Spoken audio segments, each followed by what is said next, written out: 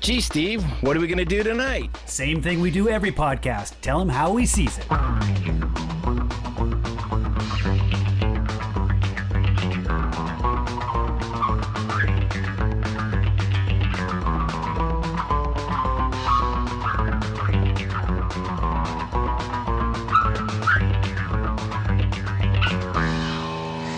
He knows. You know who? He knows we broke into Gringotts.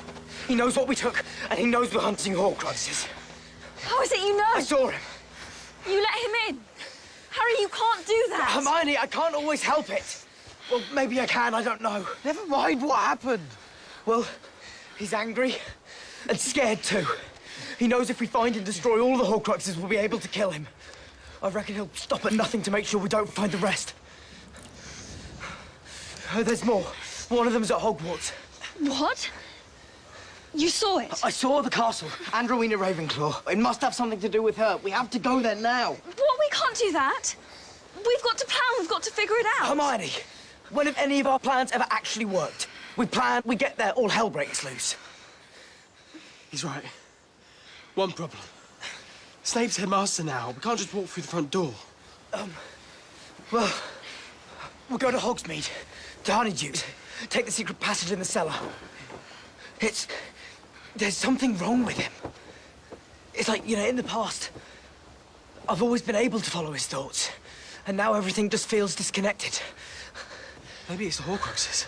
Maybe he's growing weaker. Maybe he's dying. No, it's more like he's wounded. If anything, he feels more dangerous. All right, here we go. It's How He Sees It, episode 287. We're back with the final Harry Potter movie. This is the Harry Potter and the Deathly Hallows 7.2, or Deathly Hallows Part 2. As this movie went through and I started looking at stuff, they probably should have just named these different, and I know they were keeping them with the books, but this really should have just been called the Battle for Hogwarts, because that's really like the majority of the movie. And so I just, it would have been a better name to begin with, even if it was the book was called that. So, but I like the Deathly Hallows title. Maybe for the movie, Really? maybe like Harry Potter, Deathly Hallows Part 2, the Battle at Hogwarts. Like a subtitle. Oh yeah, or something maybe, like that. maybe.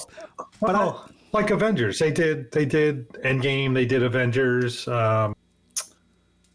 Yeah, I can't think of any of the other names. Not like we watched them or anything, but yeah, Age of Ultron. I'm trying to think of the one that was the second to the last one.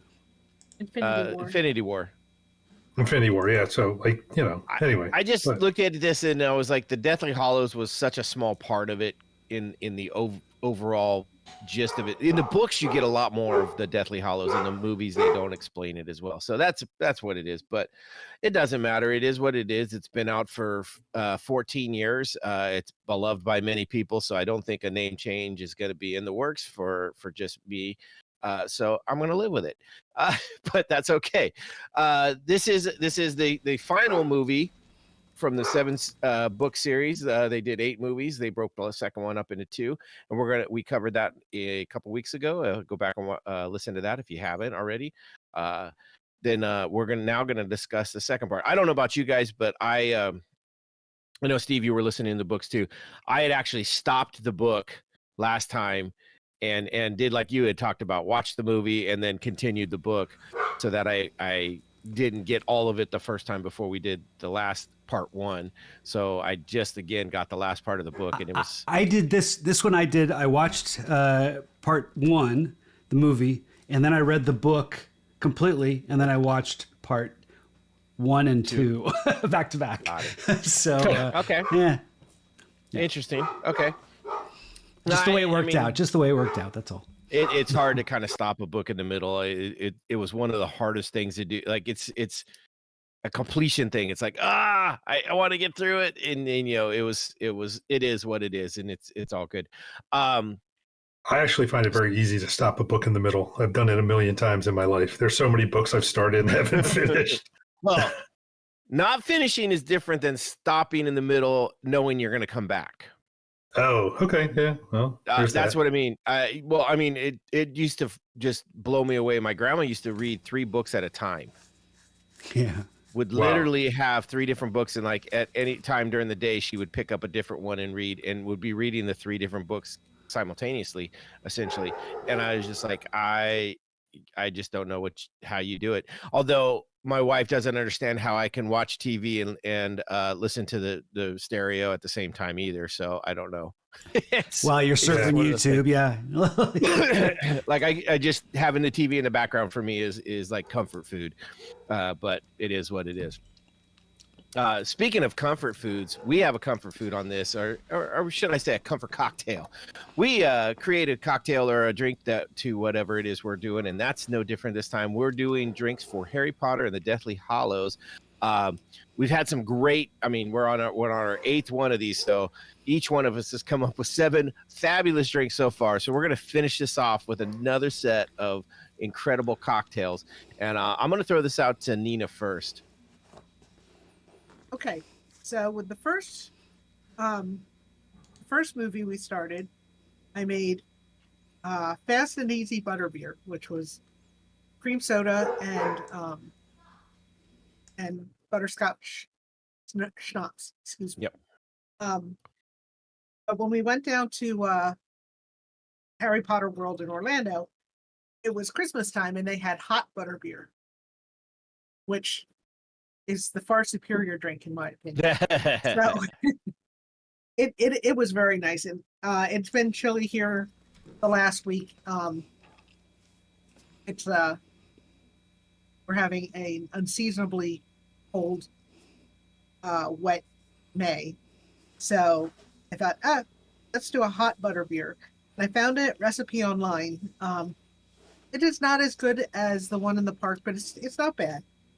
So what you do is you take a cup of milk, 2 tablespoons of brown sugar, and a tablespoon of butter, and put them in a real big mug. I use like a latte mug, and heat it in the microwave 20 seconds at a time until it's steaming.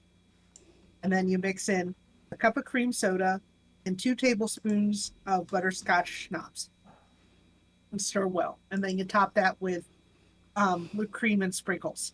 It's a little weird. It makes this foam on top when you pour in the soda. So I'm not. It doesn't taste bad, but I think it made the milk curdle just a little bit. Oh yeah. But it's not too bad. And anyway, but I've been sipping it, and it's nice. It's pleasant. Is it going to make me forget about the official hot butterbeer? No, but I probably do a hot chocolate next time. Yes, but it's not bad. So, hot butterbeer. Nice. Nice. That's awesome. The butterbeer for me, there were so many different recipes, and it's such an easy kind of fun thing to make, especially if you're going to do it for watching them, or like you said, a warm one for cold weather. Yeah. It is a feel good type thing, and they drink butterbeer throughout this series, which always made me wonder is the butterbeer in the Hogwarts world or the Wizarding world, is it alcoholic? Because these guys were drinking it when they were 11. Right, so you got to wonder.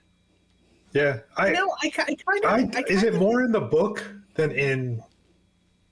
Is it more in the book than in the movie?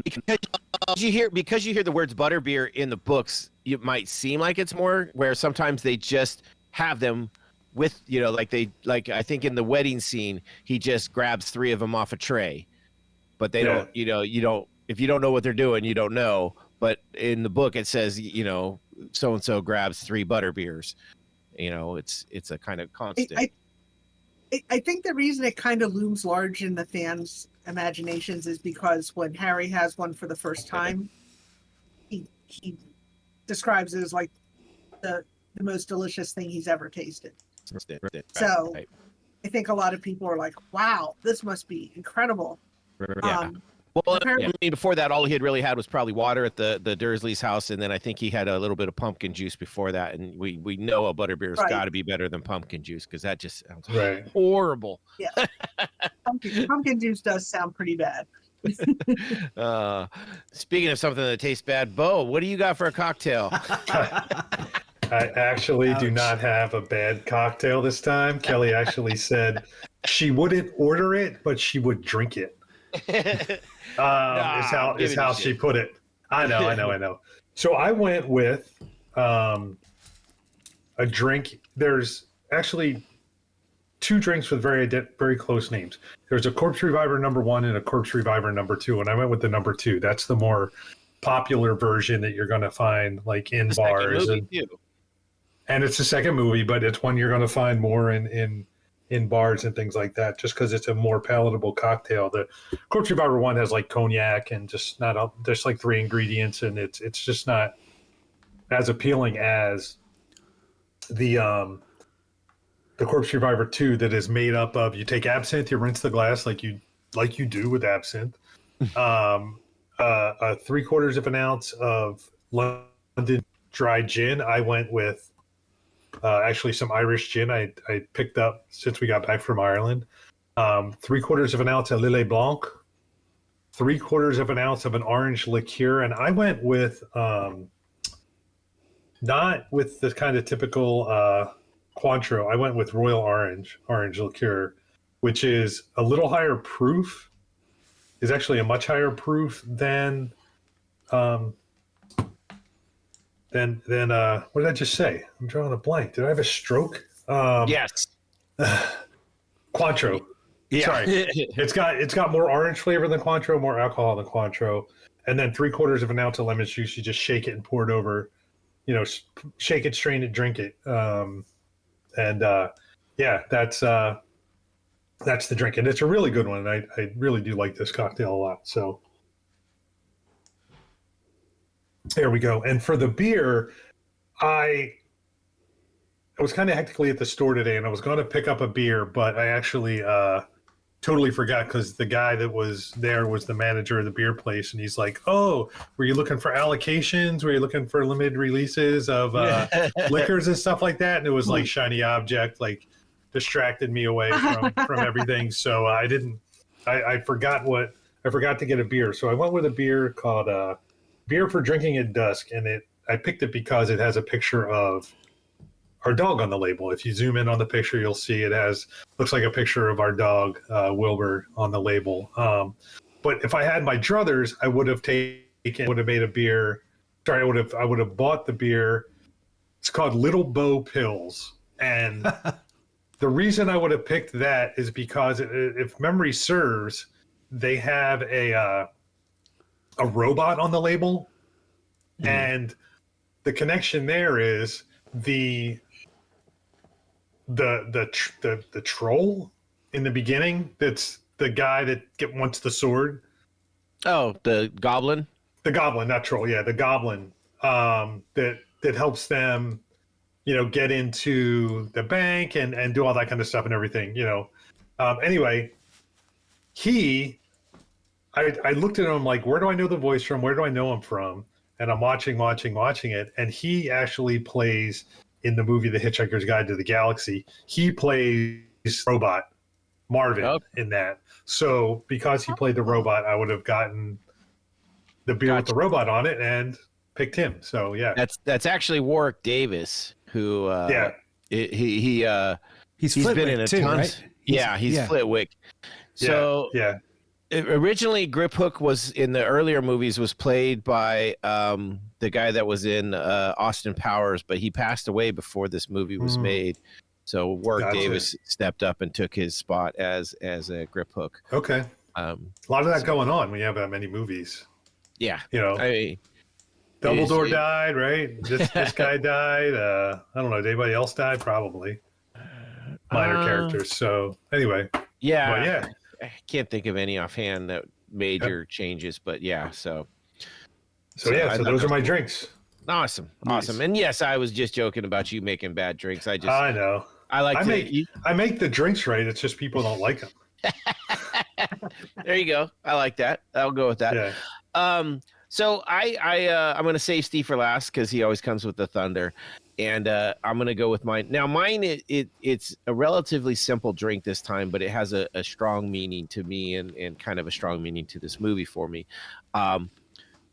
Way back in the very beginning, I went through a couple different name changes in this one, and what I ended up going with is it's called a Neville Longbottom, the hero of Hogwarts. What I originally was going to call this was 10 points for Gryffindor. And I reckon that back to the first movie where at the very end, Neville gets 10 points for Gryffindor, which wins them the House Cup and becomes the big, hero. Well, in this movie, he also is the big hero, but for much more dramatic and easily defined ways, because he just really steps up and kind of really leads Hogwarts, where Harry is kind of running around in the background. It's really Neville that is the face of the resistance, and he also comes up big in killing Nagini. So I wanted to pay some homage to our buddy Neville. I found a drink called a Neville Longbottom, and it starts off with an infused gin. So I went with my version of it has a 1.5 ounces of fused tea infused gin, added what's called a Pimm's liqueur, which is I guess they use it for a Pimm's cup, but it's called it's a gin-based fruit cup, or considered a liquor based on like a sling or a punch. It's kind of I guess they use them for Pimm's cups and things like that. I'd never had it, but that's what they were using, so I grabbed that. That's what I had to stop at the store for today. Used 1 ounce of that, and then a 3/4 ounce fresh squeezed lemon from a tree outside, and 0.5 ounces of some simple syrup. That is the basic Neville Longbottom drink that I found. Now, to add a little bit of spice to it, a little bit of extra to it, I went and added some of the Brothers Bond bourbon. I added a full ounce of that, just because, Neville is that brother that, that Harry had, that, from all their growing up and going to school, they had that tight bond, and he was there when he needed him and kind of stood up for him. Like at the end where Harry's supposed to be dead, Neville's the one that steps up and says, look, no, it doesn't matter. He might be gone, but he's still here with us in our hearts. And so I really wanted to do something for him. So that is my Neville Longbottom, the hero of Hogwarts. And I'm going to give 10 points to Gryffindor for killing the snake. Nice. Hey, It's actually really good. Go ahead. Really tasty. It's got, it talks about that fruit cup flavor, and it just comes through. And I really think the bourbon in this also really is a nice touch, like, because the tea infused, the gin is pretty strong. It has its own really flavorful strongness, but that bourbon really gives it a kind of smooth kind of burn, almost like a burn to it. It gives it a little bit of a kick, and so I really like this. This is good. I thought Hey, I were made a Neville? Pimm's Oh, go cup ahead, for- Nina. Sorry. Oh, I made Pim's cup for something Yes, you did. we did I a remember. couple years ago, and I have to say, in the summertime, I make that a lot. So I'd recommend it this summer if you want to make something nice. Yeah, they talk about just it's just you use that. I don't know what else you add to it. I'd have to go check it out exactly, but it's I guess not it's just super a one. complicated. It's a lot of fruit. It's Yeah. like it's like 6 different garnishes, but it's hilarious, but it's very tasty. Nice. I might have to look into that one. So And I have to look it up. It has a relationship to has some kind of a relationship to some sporting event, like in Europe or something. I need to look it up. I a think. horse race, I It's, believe. Yeah, it's Ascot.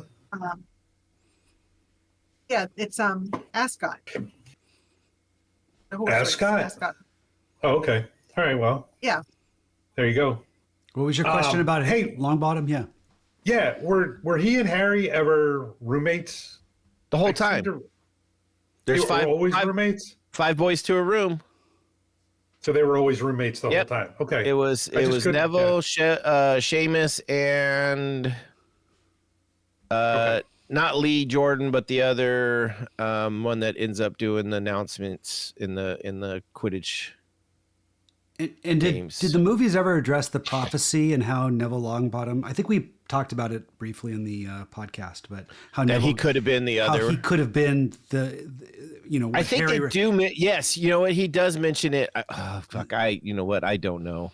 Yeah. The books and the movies kind of get jumbled together, but I thought they did. It was great that both the author and the movies kind of gave Longbottom that moment to shine, because certainly his character arc is epic, considering how, you know, at the beginning he's the one that stands up and blocks their escape at the point in the first movie. Yeah.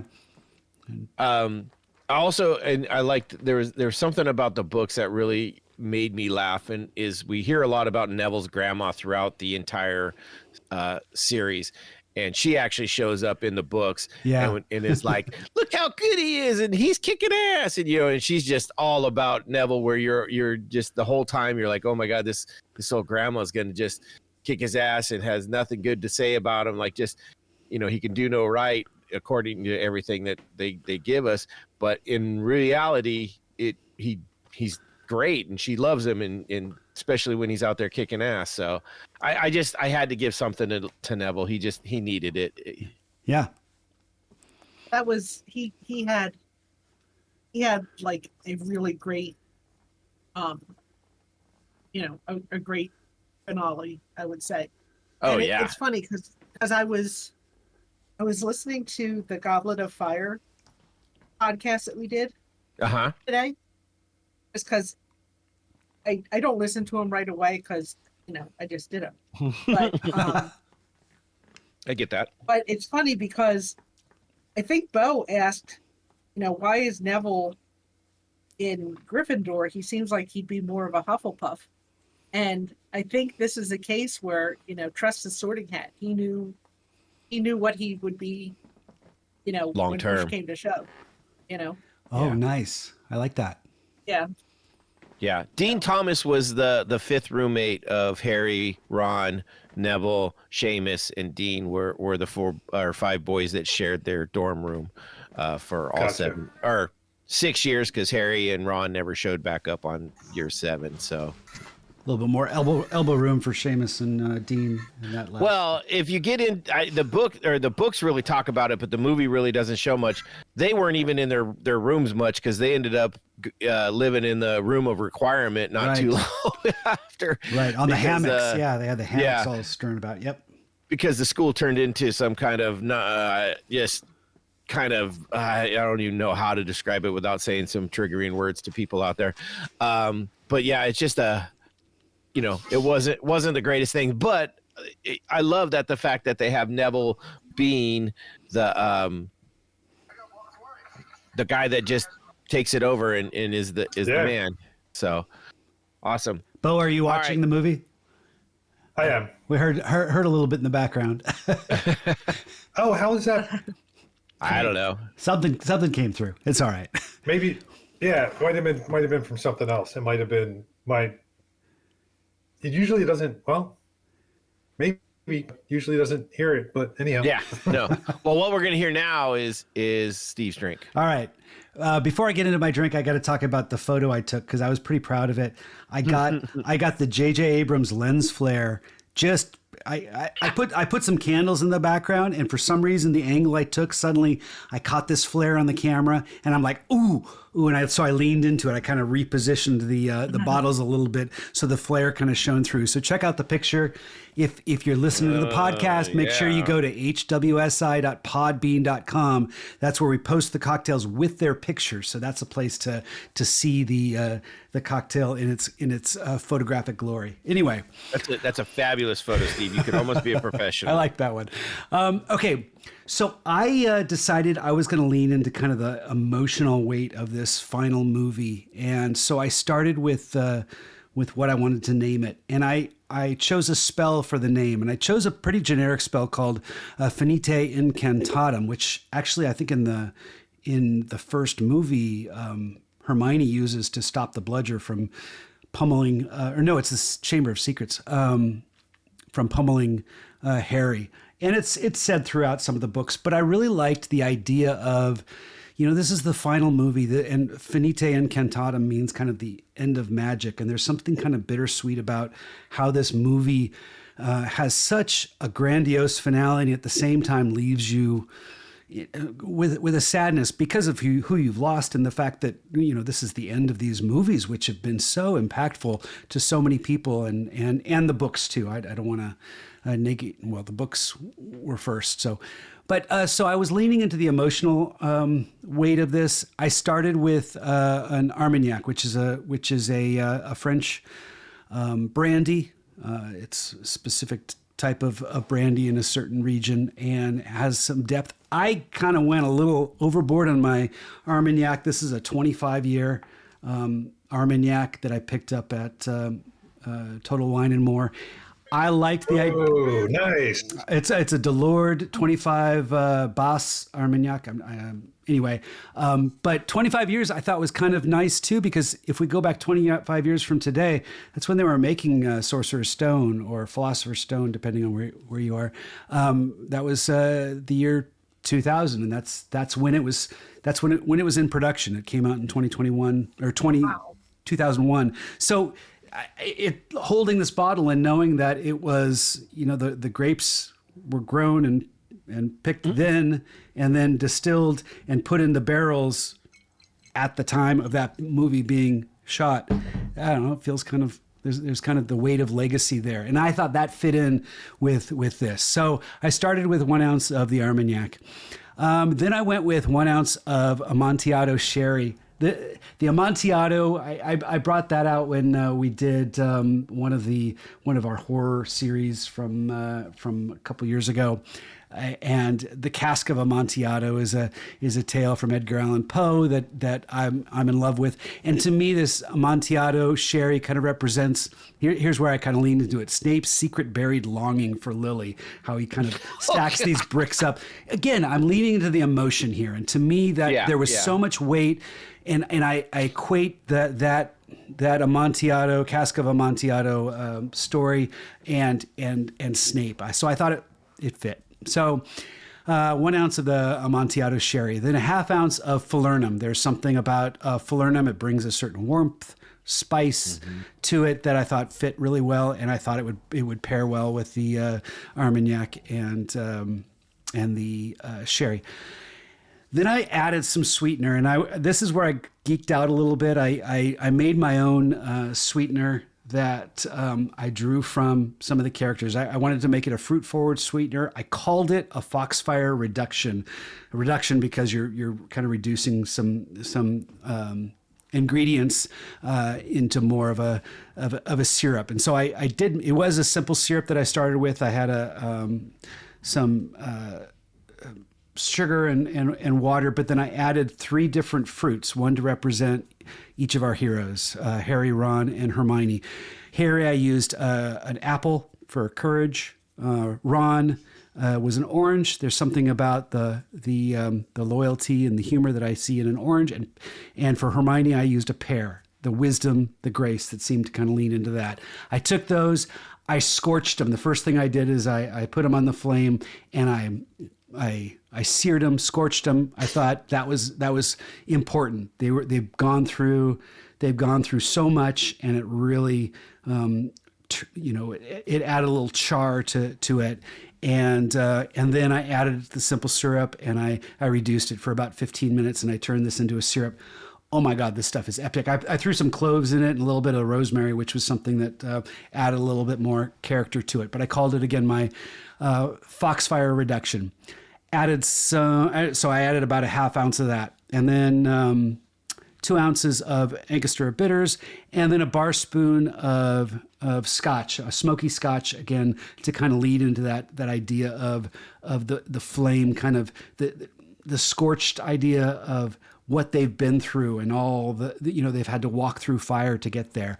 And then in the end, I garnished it with some rosemary sprigs, and I cut orange peel. I cut it out like a phoenix feather. And again, I scorched both of those so that they showed a little bit of the fire that they've kind of recovered from. And again, I called it the Finite Incantatem as a nod to that. Really a nice drink, really delicious, really kind of leans into that emotional depth.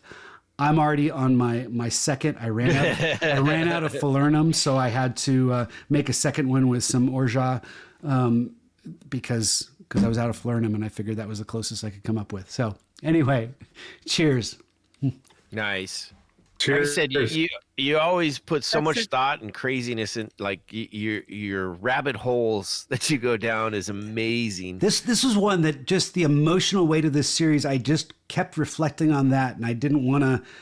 Well, to me, that's what I wanted to lean into, because this is a really powerful series, both in book form and in movie form, and I'm anxious to talk about it and how much even in this part 2 of the finale, how much they kind of delivered, how much of a catharsis it was through it all. So yeah, no, I agree with you. It is a lot of emotion, and we find that through everybody you talk to, that you know, especially the I don't want to call them the hardcore fans, but just fans of the movies and fans of the books. You know, most of the time it touched people in a way that it really resonates in some part of their being. It's not like you don't find a lot of people that aren't, you know, usually emotionally involved in Harry Potter when you talk to them. Speaking of which, we have someone that sent us in a audio clip to tell us about her interaction with Harry Potter and not only the Harry Potter series, but re-going through it with us as we go through the series. So, Steve, you have an audio file for us. And I'm going to hit play now, and then we'll talk about it in the end. Hello, How We Seeez It podcast crew. This is Marley, longtime friend of Noah and family. A few episodes ago, I wrote in and was very excited about this Harry Potter series y'all were doing. And now as you are nearing the end, R.I.P. sad, I wanted to call in and ask a few questions, give a few compliments. First of all, I just wanted to say this has been such a fun time. I grew up listening to Harry Potter fandom all around me, watching the movies, reading the books. It's such a joy to relive it with you guys and feel that magic kind of spark again. And it's been really cool to hear all of your fun cocktails. I would love an invite to come over and give them a little try here and there. Also, it's been so fun getting to know your friends Nina and Bo. Nina, you are so smart and quick-witted, and I love your perspective that you bring to the table. It's also nice to have a lady at the table. Also, Bo, it's been so cool to hear you get to know Harry Potter and just the excitement and kind of, you know, newfound joy you're getting out of this fantasy world. It's really cool to listen to. And then Noah and Steve, you guys always are just the best. I love your chemistry. You guys host such a great podcast. I have a few thoughts on the movies specifically. One, I did mention in my email a few weeks ago that the third movie was not my favorite as a kid. As an adult, I will say it is a very good movie, but there is something about a tournament arc that really gets me. So I really like the fourth one. I always have. I think I always will. I don't know what it is. Maybe because Robert Pattinson's very hot. Who knows? If we're talking, actual story, actual what's happening, the later ones, 5, the villain is so good, Umbridge, so good, such a good villain. 6, so dynamic, it really gets so dark. And then of course 7, when everything kind of comes to a climax, it's just so epic. I have one huge qualm with the movies, which is that they really kind of forgot to give Ginny a fucking personality, right? God, she was such a big deal in the books, and they really let that one go in the movies. I will never get over that. Also, I really liked whenever you guys had conversations about kind of the push and pull of how annoying Harry is as a character, because I think this is just the eternal question, right? Why is Harry so incompetent and annoying? It's the question of, do you think he really deserves to have defeated Voldemort? Like, is he really a deserving for protagonist? Like, he doesn't seem that smart. He only gets as far as he gets because of his friends. And I suppose, like, that is part of why Harry in the books are as good as they are, maybe. Like, this, you know, imperfect protagonist, like, he can't be perfect. And this is something you guys talked about in your most recent episode. Harry is a flawed character. He's, like, fallible. And if he were perfect, that would be boring. And maybe that's what the reader can see in him. And they can see themselves be, you know, that hero having the hero's journey. I don't know. Maybe that's why he is so annoying all the time. But anyway, I thoroughly enjoyed your podcast series on these movies. I am sad it's coming to an end. My final question I will leave you with is, I would love if all four of you could rank, actually not rank, but just say your favorite book and then your favorite movie out of all of them. That's all. Thanks so much, and I will see you later. All right, that's awesome. So cool That is awesome. to have someone come back and give us, you know, some feedback like that. So to me, that it's so warm and fun to hear that from her. Why haven't you invited her for a drink already? Come on, man. She's been over here. She's joined us on our beer podcast. So Yeah. Oh, okay. yeah. She knows. I mean, she's basically like a fourth daughter of mine. She knows that she's one of those kind of people that doesn't knock on the door or doesn't have to. She just walks in like she's part of the family. She's always invited here, and she knows that. So, but thank you, Marley, for writing in and also giving us the audio. That's so cool. Thank you for all the cool statements too. And I'm excited to go back through our drinks and kind of maybe compile the ones for the Harry Potter movies in some little book form or something like that. Because I don't know. I think these have been exciting drinks. So there's always the blue that you're like, oh my God, you did such a good job on that drink, or like you killed it on that one.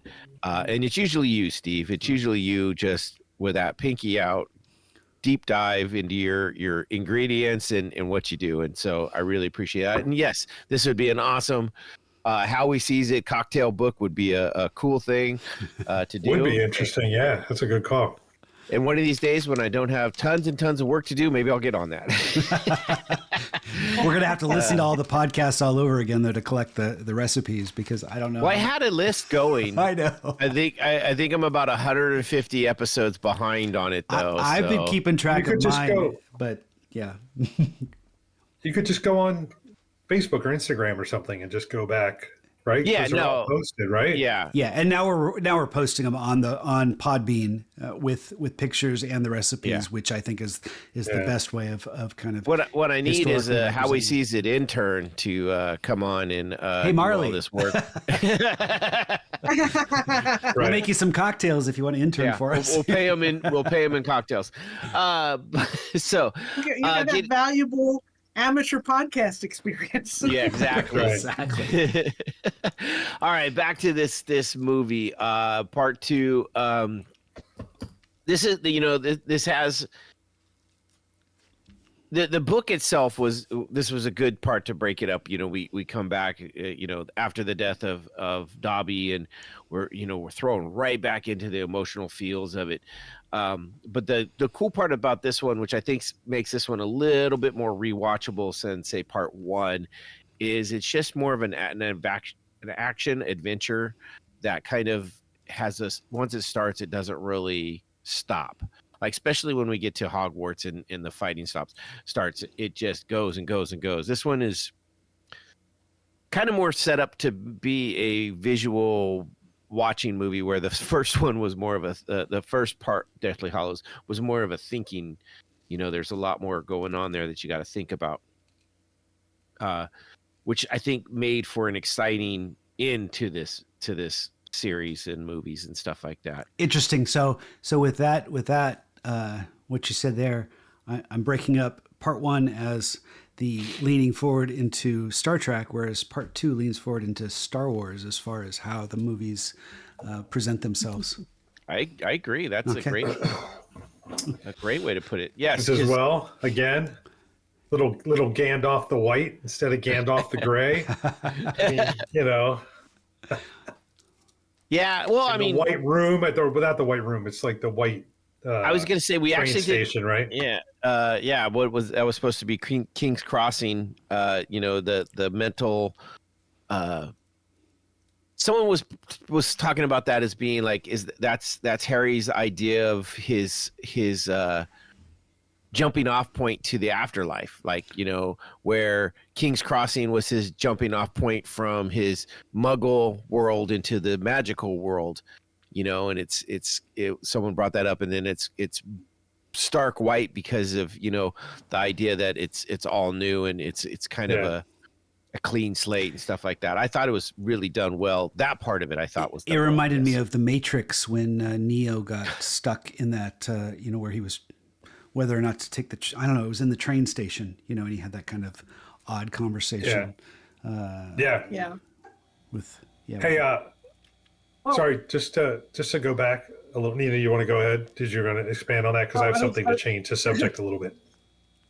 Okay, I was going to say it's it put me in mind. It's that a train station is you know, there's a lot of talk in certain parts of the internet about liminal spaces, which are spaces that are kind of in between, like between here and there, between one place and another, a doorway or a crossroads. And I think a train or station a river is Styx, like or like a purgatory, a ferryman at the river Styx, something like. or the back rooms or whatever, you know. And it's and I think that's what a train station is. It's not really anywhere, like nobody goes. Your train station is just a stop on the it's way not your somewhere. destination. It's a Exactly. waypoint to it. Yes. Isn't I that like agree a purgatory though? Isn't that what that kind of represents? Well, I thought purgatory could be your destination in a way where you get stuck there. Well, I guess in that case you could. I mean, yeah, that makes sense. Now that I what was it stopped in Ghost? Remember Ghost, the movie? That's where Patrick Swayze discovered the other ghost that was kind of stuck. That's where he realized he was stuck, right? And he learned kind of the ways of. I don't know if I've seen that movie since it came out. Oh, come on! That's a good movie. On the subway. I don't know if I've seen it since it came out either. But again, it was in a train station. It was in a subway station. I actually watched it last Halloween. Okay. I'm not saying it's not a good movie, just not up on my list of like, I understand. I'd rather watch Ragnarok again. All right. Well, wait, to jump back, are we going to answer our caller's question about what our favorite movie and favorite book are? Or are we going to wait till the end? I'll let you guys decide. What do you want to do? I think that's a good.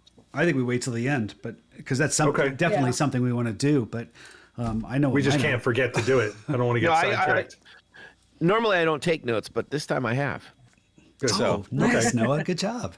You know, I'm trying to be a professional. We'll just try to make sure we don't forget.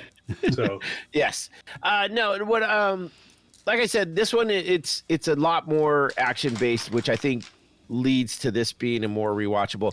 You know, it starts off almost with setting up amusement park rides. Right, we go to Gringotts, and we got a great. This is acting at its finest. Right, you've got Helena. Helena, yeah. Helena. Yeah. Helena, this tea's got me like all tongue-tied. But anyways, we got her playing Hermione, playing her as Bellatrix. I was going to say she was wonderful. She was really, I mean, just kind of the look on her face, like that deer in the headlights, like yes. Well, like when you first see her the very first time, she looks like Hermione dressed like. I mean, she does such a good job at that. It's like a facial change and everything. I really wish they would have given the voice acting to the actual physical character rather than having The voiceover. the voiceover. And I think in the books that was really the way it was intended to be, or at least when I listened to the audiobooks, and certainly that's always demonstrated with the enunciation of whatever character is embodying the voice. And it makes more sense magically. I mean, we even talked about that past with Mad Eye Moody and how he had his own voice, not... It doesn't stay consistent through the movies. And, I would have loved to have seen Helena Bonham Carter pull off Hermione's inflection, and play into that. She could have done it. Yeah. She could have done it. Absolutely. She's a great actor. She could have definitely done that. I mean, she Bo's walking away. I got a question for him, but okay, we can wait. The way she makes the facial expressions, you're like, did they really put, Emma Thompson or Emma? Why did I say Thompson? Emma Watson in makeup enough to make her look like Helena Bonham Carter? Like, did they do some polyjuice potion? Like, it's done so well. Like she just kills it in this, and it's funny because it's a fun scene, but also awkward and weird scene at the same time. Like, I enjoyed it for her, but all the rest of it was kind of like, what the? It's just awkward as hell. Like, the grip hook riding on the back of Harry was just awkward as like, I'm like, this is so like weird. But I know this is straight from the books essentially, and I think what this is in the books. This is my thoughts is. Some of this stuff just got written because she's trying to finish it out. And some things got written because it was really what was planned. Like, some of it's written just incredibly, and some of it's written like, ooh, if the whole series was like that, I don't think it would have got past book one. And this is one of the kind of the whole scene and everything just to me was kind of a weird, like, I don't know if it fit as much for the rest of it. You're talking about the writing. Is that what you're... The writing for this whole scene where they got to go in and get the Horcrux from the vault. There's some things in it that just don't make sense within the regular world. Once again, we're back to Polyjuice Potion being the have all end all to get everything done. We have the goblins at the bank. They're doing their thing, and then Harry does he does an Imperious curse on one of the goblins, which, if I'm not mistaken, is that not one of the unforgivable curses? It is, and the book goes into a little bit more on why he's choosing to go ahead and betray. And they never come back to. I mean, if it's so bad that it's considered an unforgivable curse, they never address it in any single way. I have a question for Bo. Watching the movie, but there's so much of that. There's so much going. Sorry, Steve. I just want to respond to Noah real quick, and then I'll take your question. Thank you. I'll stand in line. There's so much, I guess, impropriety, I guess, for lack of a better term, going on with everybody in this. Maybe it's just like, okay, so Harry's casting this unforgivable curse. What about everything else that everybody's doing? Like, it's equally as bad. So it's kind of like fighting. Well, we never hear any of the so-called good guys cast Avada Kedavra, which is one of the other ones, or Crucio, which are the two other. But the bad guys do. But he's fighting fire with fire. They're fucking bad guys. You know they're going to do it. Well, that's why they're bad guys. Yeah, you know they're going to do it, but you're going to get your ass kicked if you follow all the rules, and they're breaking all the rules. Oh, no. That's the whole point of bad versus good, right? The good guys find ways to overcome with all the rules they have in place. So John Wick overcame. Is he a good guy or a bad guy? John Wick is not a good guy. John Wick is not a good guy. Definitely in a morally gray area. Yeah. Okay. They're more interesting heroes. The heroes that are in gray areas, I think, are more exciting. We've talked about a lot of those. Even Luke the bad guys. Skywalker, good guy, bad guy. Good guy. Who? Luke Skywalker, yeah. Good.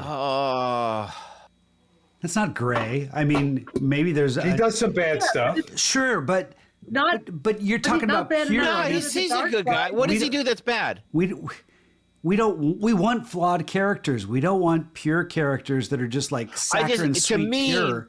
And no, I get Marley was even talking about the annoyance. Well, I know, but this is the one that got me though. Is I mean, he's still, when everybody's flinging death curses and all this stuff, he's still doing Expelliarmus and just knocking their wand away. No, that's Harry Potter. We're talking about Luke Skywalker here, aren't we? No, I'm going back to Harry Potter. The unforgivable curse or something. To do. Well, that also was. You don't do that. Come on.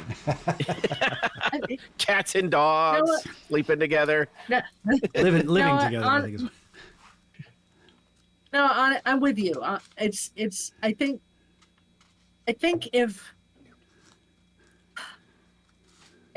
they drew a very clear, right line on those three curses. Yeah. It's like, these are unforgivable. Yes. You don't do them ever. And it would have been so easy to create a whole different curse. Do a different thing. Yeah. Just make up a different fucking word. Okay. Not only that, but I don't know if it's that easy with spells, but it should have been Steve, called, I haven't forgotten you have a question for me. It should have been called like Canopicis, Smokicis or whatever, because the way the guy looked, he looked like he was just got super high and was in a dream state, where all the other Imperious curses are like taking control of their bodies and minds and, having them zombie-ish. It could have been done so easily another way. It was just one of those, Hey, I haven't been poking a lot of holes in this let's not forget, these are goblins. Goblins, we don't treat. They're different types of creatures, and they maybe. And you probably don't like house elf either, do you? I know. I'm in dangerous territory here. Okay, that was. House elves, not the non-free house. I agree. I mean, you kind of find the middle ground. It's like, maybe they did have a very good reason to do it, but I don't think they can just brush over it like it's nothing after explaining so carefully that this is horrible. I want to see. If Harry's going to do it, he can't just like pretend he didn't in the next scene. He has to be like, some kind of pittance, at or least a couple of sentences, like, oh, I wish I didn't have to do that curse. And Hermione's like, there really is no other choice, Harry. It's war, or something like that. And that wasn't in the book? That wasn't in the book? No. Nothing. It's not in either one. Okay. They kind of gloss over it like, oh, okay. I guess Harry can just do bad shit now because he's got, little baby Voldemort in him. Well, I disagree with that. I just want to point out in the books. I disagree with that too. He's very much, there's a lot of conflict that we see him wrestling with in all throughout the book. So I don't think that in essence goes unaddressed. So that's just a nod towards that conflict that is going on that I think is very well presented. Maybe not that particular one, but it just struck me as odd with all the other stuff that he wouldn't do. Like he wouldn't throw killing curses. He would, matter of fact. I mean, he rescued. It's very interesting. He rescued Draco, and that was a big thing. And what did Ron say? I'll come. If you're going to go rescue, if we die rescuing Draco, I'm going to kill you. Yeah. It's just one of the. Go ahead. All right, I was going to say it's very odd that was a very distinct bad curse that they talked about. Like, these are the three, and they even used them in, Mad Eye was showing them and all this, and then he does it, and it's nothing. And then none of the other curses that they go through, like when they're fighting a war, and none of these guys, they're throwing stunning spells while they're getting death spells thrown at them. It's kind of this. Also, it also makes you wonder, like, how the hell did they win if we're just stunning them and they're myrtleizing us? Didn't he actually do the Cruciatus curse at one point, like against the house elf? What's creature? The creature? I'm thinking of the books. I know it wasn't. And I don't think it was him. Wrong, but I think it was Voldemort did it. Okay, I'm gonna have to go back and into the books, because I think there was some actual verbal addressing of the fact of kind of wading into the unforgivable curses. I'm not convinced that wasn't mentioned, but I do have a question for Bo. Are we ready for that? Yes. Okay. And this is I am. I don't know this if he is is. still kind of leaning into that scene with when Bellatrix Lestrange shows up, and it's and the goblin asks for the wand as a form of identity. Did that in the movie? Did that strike you as odd that she didn't present the wand, or did you? Yes. To me, it in the book. There's a big part about Explain how it's, you know, it was. They knew that it was already stolen, and so it would have been a tell if she presented the wand. And in the movie, I thought that was completely glossed over to where I could see people going, "Why the hell aren't you showing the wand?" And it was never really explained. So I thought that was a little bit of a speed bump in the writing, in that it leaned into something in the book that you get, but in the movie never really represented. And in a way, it made it seem like it was stupid behavior that she didn't pull out the wand and say, "Here you go, here's my identity." Sure. So Yeah. I did not think it was weird because I'll tell you how I interpreted it, Okay. having not gotten to that book yet, or even close for that matter. I I took it as, since, and maybe I'm not like, you guys have read the books, you've seen the movies multiple times, you know the ins and the outs and the details of everything. I think for the, you know, more so than I do. Let's put it that way. Steve, maybe you don't know it as well as, let's say, Noah or Nina, but you know it better than I do. And I think Steve read this to his children with voices, so he probably is pretty I did. up Yes, on it. I did. I did. So, I had so much fun with that. yeah. So, but I interpreted it as, you know, they always say the wand picks you, the wand picks you, the wand picks Yes. you, right? Right. So to me, it was like, oh, so if she gives us the wand, even if it's, you know, even if it's the right, they'll somehow be able to tell from the wand that it's not the real Lestrange. Sorry, I just pulled a Thunderbolts. Yeah. It's dead. Yeah. So I Okay, good. yeah, so that's how I interpret it. I interpret it as I was watching. somehow. I was watching a reaction Go ahead. video the other night, and that scene came up, and they were all just kind of like, well, "Why aren't they giving him the wand?" And I thought it was a fair. And that's why I thought. reaction.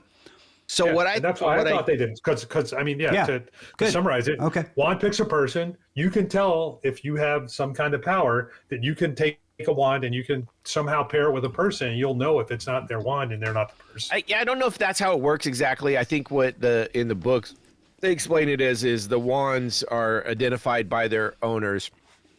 So it's more like an ID card, not necessarily like Ollivander, Ollivander, when Harry hands him the wand that he had taken from Draco, he knew right away it was Draco's wand. Not necessarily, even though now it belonged to Harry. Well, he knew that it had changed allegiance, or he said, or maybe this may have changed. But when you get your wand, you don't pick a wand from the wand store. The wand kind of finds you, right? Yeah. Kind of a combination. Because if you remember the first movie, he tries 2 or 3 out, and the first couple don't really work right. Because Ollivander, he gave him the first one. He goes like, "Oh, here, try this one," and you know he does something. He goes, "Oof." He's like, "Oh, like that shit didn't work. Let's try a different one." It's kind of like, you know, when you go to try on some shoes, you put those first ones on and you go running because you think you're fast because you're a 5-year-old, and they're just like 2 sizes too big, so you're flopping all over the place. And the guy putting the shoes on goes, "Oh my God, this kid is not there." You know, it's one of those things. What it is it's a combination of, yes, you pick the wand, but this is another hole in the story. Remember, we're 7 books deep. I think she started to get a little over her skis a little bit in writing some of this, where like things were falling apart. She wasn't necessarily keeping up with her own world building. She talks about the wands pick the wielder, the wizard or witch, and then she also talks about, you know, the dueling and how you get them, and Harry ends up getting Draco's wand because he overpowers him and takes it from him and does Expelliarmus, but the Elder Wand says you have to kill the person. There's just, the rules don't stay the same with who owns what wand. And then someone brought this up. if all you got to do is defeat someone in a duel, wands would be changing hands every goddamn day at school because those guys are having dueling class and they're just beating the shit out of each other back and forth. So those wands, if that's the way that it works, would go back and forth all the time, all over the place. It would just be, so it's one of those rules where she thought about it, wrote it down, didn't stay consistent, doesn't necessarily make sense all the way through, but if you kind of gloss over it, you can kind of put it all together. She should have done what George R. R. Martin did. She's people off. I want to say she's very good at kind of answering people's questions when they pose them. If you go back through a lot of her Twitter feeds and stuff, and people say, "Hey, how come this?" and she'll address it. I also got to point out, my wife just ran in because she's been overhearing our podcast. She brought me Order of the Phoenix, and she pointed out a section where Harry does use an unforgivable curse, Crucio, against Bellatrix. And actually, it's Mad Eye that says, never used an unforgivable curse, have you, boy? You've got to mean it, and so... Which in the movies, I think she says it. Well, anyway... Bellatrix says it to her. I do remember that. He tried to use you're right. It is Bellatrix. Why did I think it was Mad Eye? He tried to use it, but he didn't. Right. But you're right. You're right. So it is... There are other places in the books... and I guess in the movies that it was used.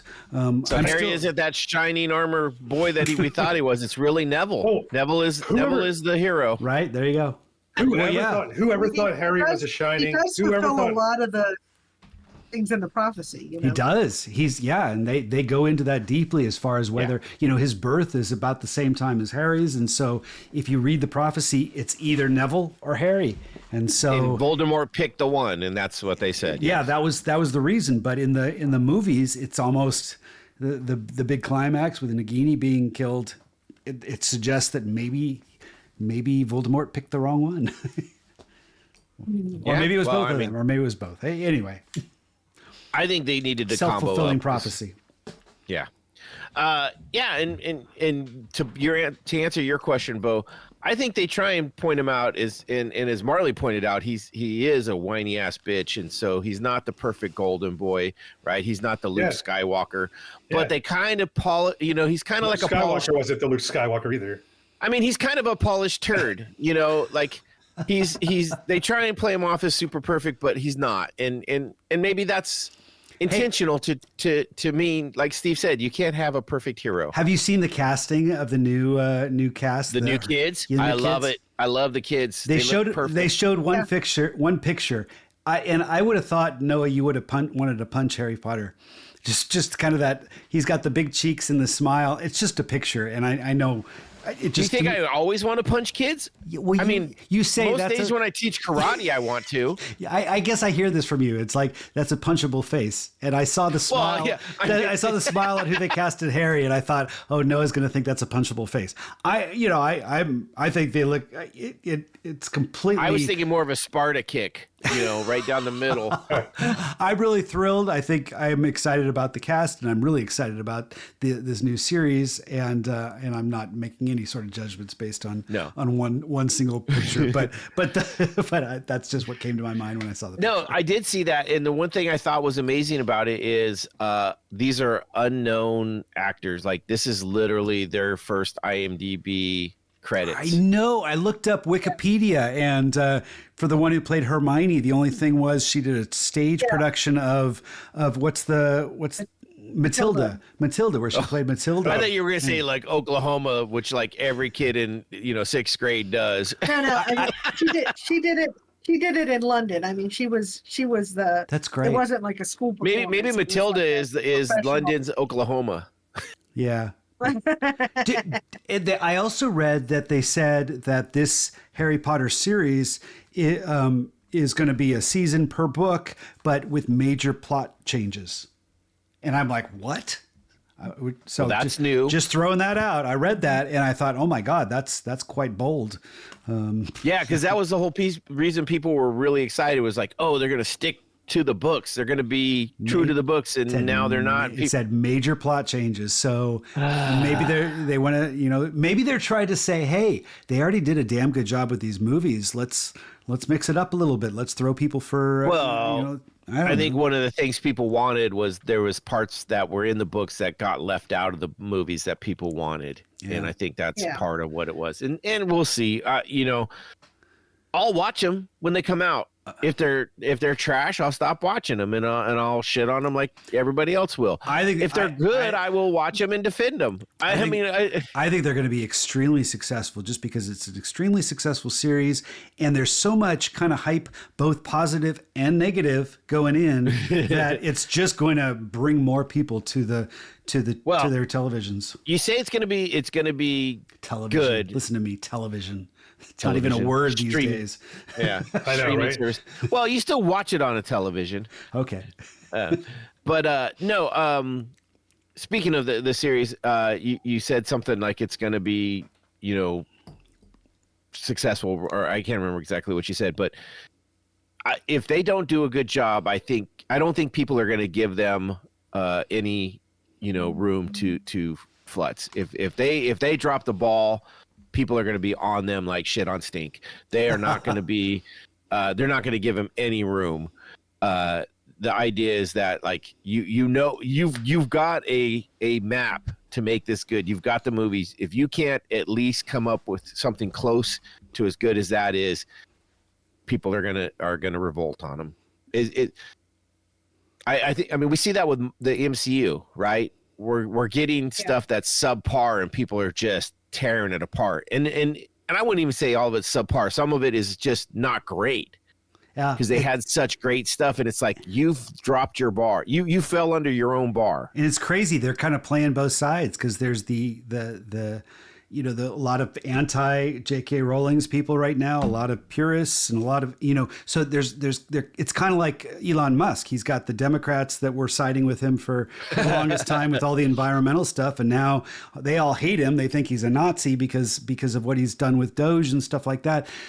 And Tesla's stock is tanked and stuff, but it's going to recover, and I think it already has. Yeah. So anyway, I not all the way, but yeah, it's on the road. I don't know why I went with that tangent, but that's just kind of no. That's the power of. You were in for an easy two-sided thing. Like one side loved them, and now they don't, and one side hated them, and now they do. And I think J.K. Rowling's is in the same boat with kind of her transgender politics that she's been very vocal about. Is it even just transgender? Is it LGBTQ in general? No, she just has a issue with transgender women not being women.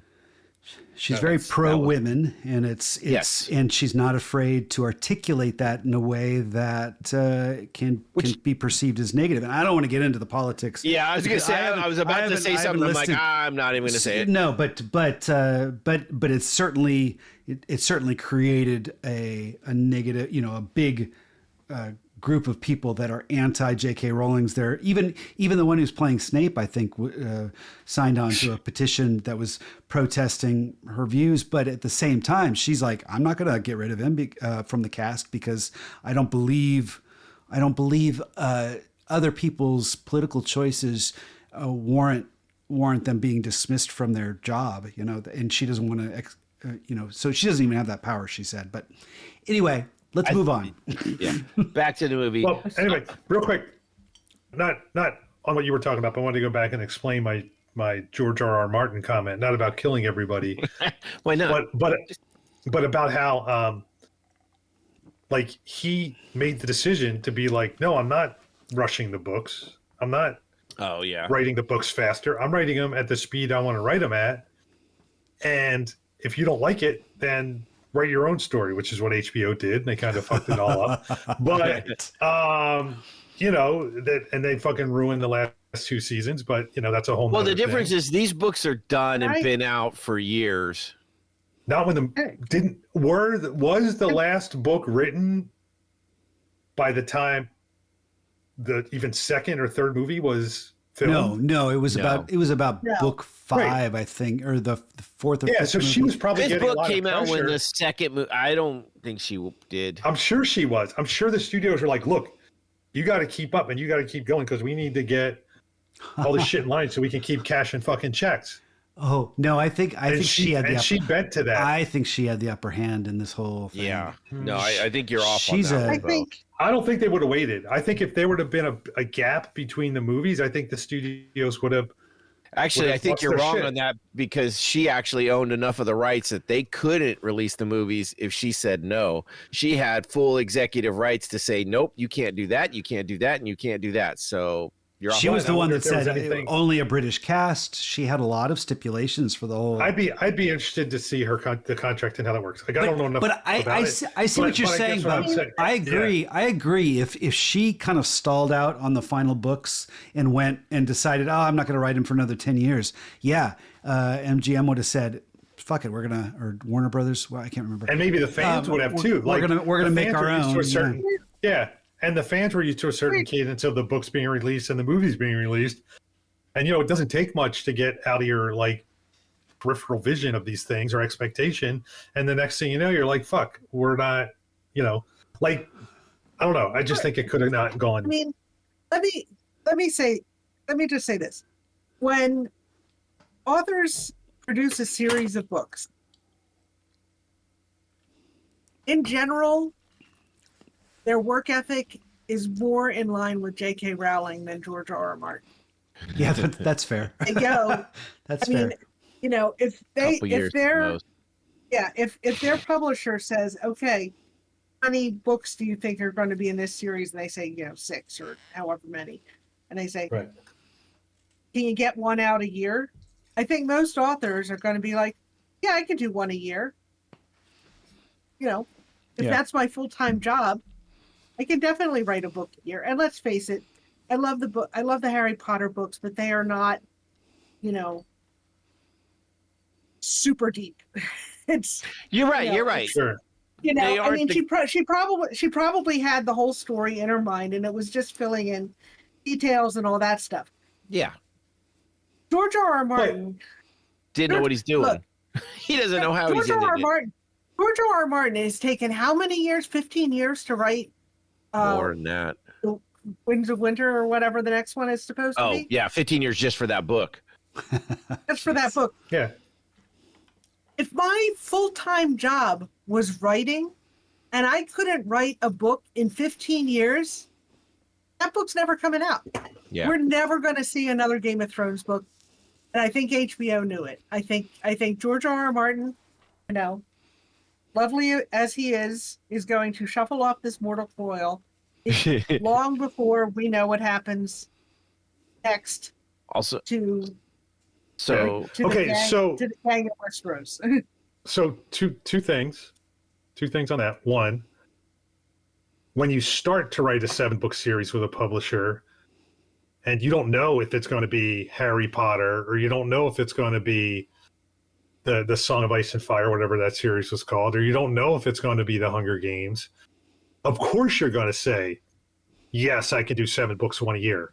But then when they become a worldwide phenomenon, well, then you're on fucking Good Morning America, you're on the Graham Norton show, you're on what's that one? Al Jazeera, you're on every fucking network known to man, right? And you have to travel all over to be on these things. And then you're on the movie junkets, you're on all that kind of stuff. But Yes. let me ask you this, Nina. How long did it take to write the Bible? aren't they still Highest writing selling it? book in the world. No, the Bible's done. The Bible's written, but that took hundreds of years. Yeah, Selling book in the world. But each book was written by a different person, or the Bible is actually made up of a bunch of little books, So and some of them were written in an afternoon. Some of them took letter- place in an afternoon. I don't know if they were written in an afternoon. No. You look at let me give you this real quick, Some of too. the letters of John are just a couple pages long.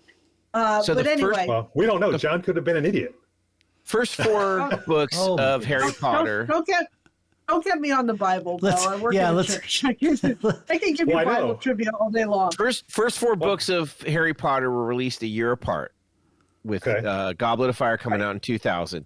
After Right. that, it took And that's when 2.5 Sorcerer's years. Stone was being made, Yeah. or Philosopher's Stone was being made. Right. So it came out right after Goblet of Fire had been Yeah. released.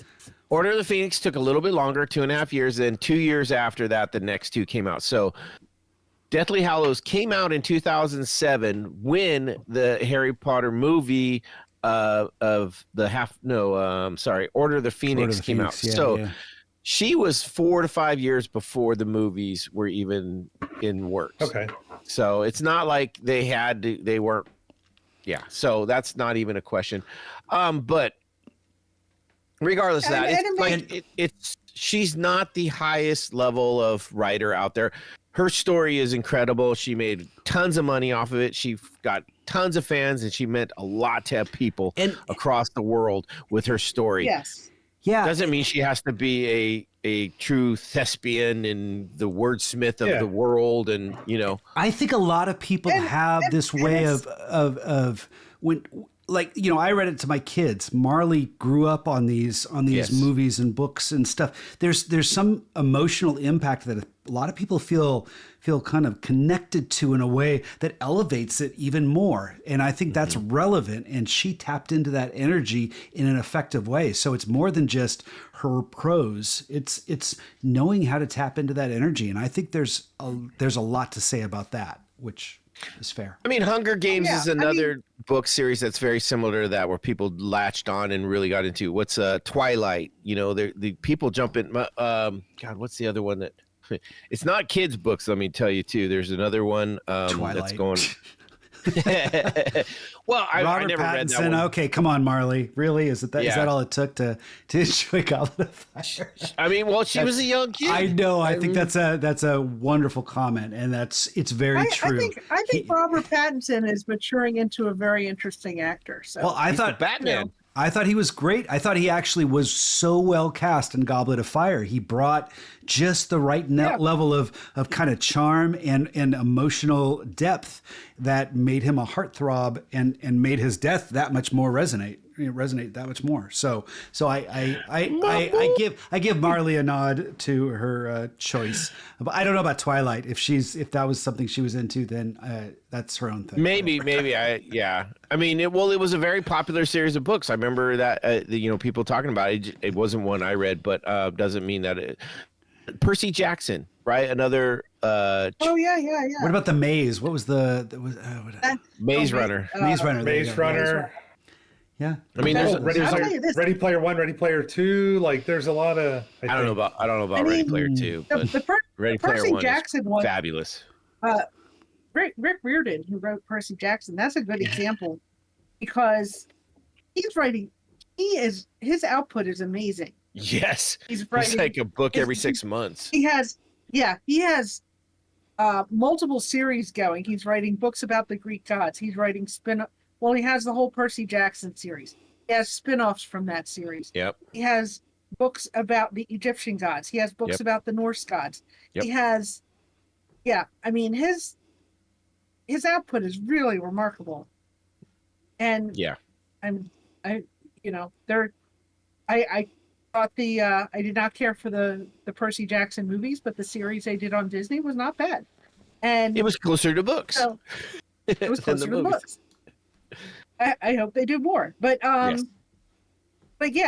just George R. R. Martin is not a good example. I think, like I said, most writers, yes, maybe they get slowed down, and as you said, the Harry Potter books spaced out more and more as she became more and more famous, and I'm sure it was weighing heavily on her. But she's not still sitting in her enormous mansion and we're waiting for the last book. She got it out, and I think most writers, especially if they have a series where they have the story in their head, can get it out, Yeah, and I think she did that. She had them all laid out all the way through. Yeah. But getting back to this, I mean, and this is what a lot of writers do when they have these big epic series is they have the beginning, some of the stuff in the middle, and they usually have an ending in mind. And I think that was, I mean, the Battle for Hogwarts was probably the big portion of what she had in mind. Maybe the Deathly Hallows was something she thought of earlier, or maybe it came along the way. And it sounds like she knew Snape's arc pretty early on too. Oh, Yeah. I want to get into that. Okay. And what? Me too. But I think once she kind of codified the whole idea of the Horcruxes, and it's Yes. like you have to destroy all 7 of these Horcruxes, and she realized or decided that Harry was one of them. That I think that kind of propelled the story forward. Yeah. Pretty. Which is an interesting thing if you think about it.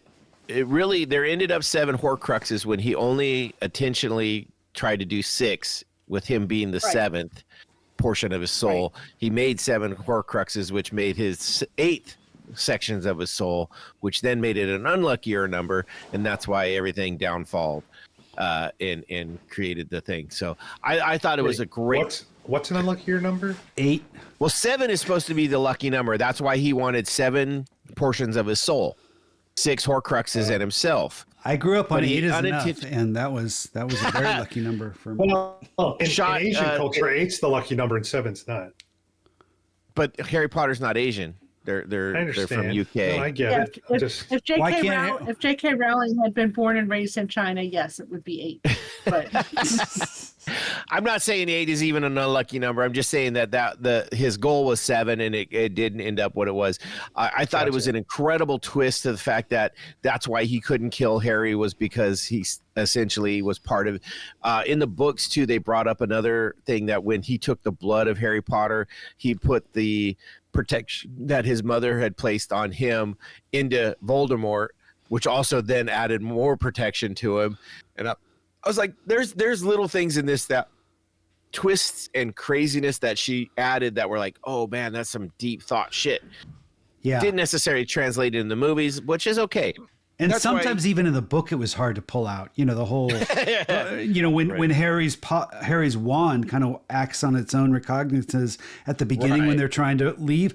I had to Google that shit, as far as why did that happen? Because I got some sort of roundabout answer that it was acceptable, but it was still very convoluted, and it made sense, but it wasn't like connecting 2 dots. It was connecting like 8 dots. I was going to say 7. It was more like, what is it? The 6 degree separation from Kevin Bacon. Right. There you go. Right. It's this wand was attached to this one, and it did this because of that. And this Horcrux was this. Yeah, no, I get it. We mentioned Snape. Now, this is Snape was always a bad guy, always a villain throughout all this. And then we get to this end, and he has this one little moment, and everybody's like, oh, he was such a sweet guy and all this. He wasn't a villain.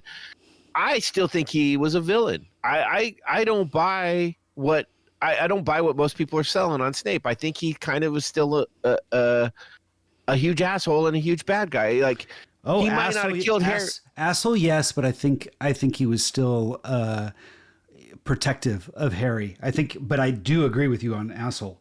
That never left him. He was Slytherin, right? He was Slytherin through and through. Yeah. Like, look at so obviously he had a little bit of, I don't want to say good in him, but a little bit of what's right, knowing what's right in him and all that. But then also, if you think about, like, I think if you look at most of the main Slytherin, I think they didn't all end up being like pure evil. They were just not the best. Yeah, but not a wizard that's turned bad didn't come from Slytherin. Come on, they said it in the books. Even in the books, they leaned into being, Dumbledore being an asshole, and how he kind of leaned into Snape and said, "Hey, I got you now. I'm going to force your hand. You've got to lean into your relationship with the Dark Lord," and yeah. Well, my biggest thing is there's so many people that are like, he goes back and Snape was such a good guy, and his pensive memories, and he was doing all this because Harry's eyes look like his mother's. But my biggest problem with it is when he became the headmaster, the shit he allowed to happen.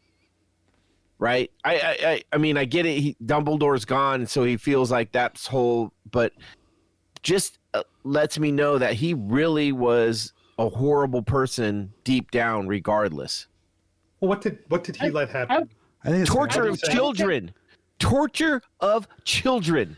he let the he let the what are they the brothers, I don't know whatever their names are, they're siblings. It was a brother sister. They were in charge of discipline, and they let I think even in the movie they talk about how they were doing Neville said cruciate crosses on the first years as a form of, and that's why Neville got all the scars he did, or all the black eyes and stuff. I mean, he literally let all that happen. Yeah, he did. He turned the Hall of Hogwarts into a Gestapo, what do you think he should have done, Noah? I don't know. I mean, I think it's a valid question, because he had to prove his allegiance to the Dark Lord. So what should he have done? This is also my biggest problem with the whole Harry Potter world is Voldemort all of a sudden just comes out and nobody stands up to him. I just, like, the whole world just bows down, and if it's so easy to throw a curse and kill somebody, it would be so easy to stop him. And essentially with all, like, it just seems too much. Everybody just too easy to turn evil, and too easy to turn a blind eye to evil. Hey, Bo, should we start talking about Trump?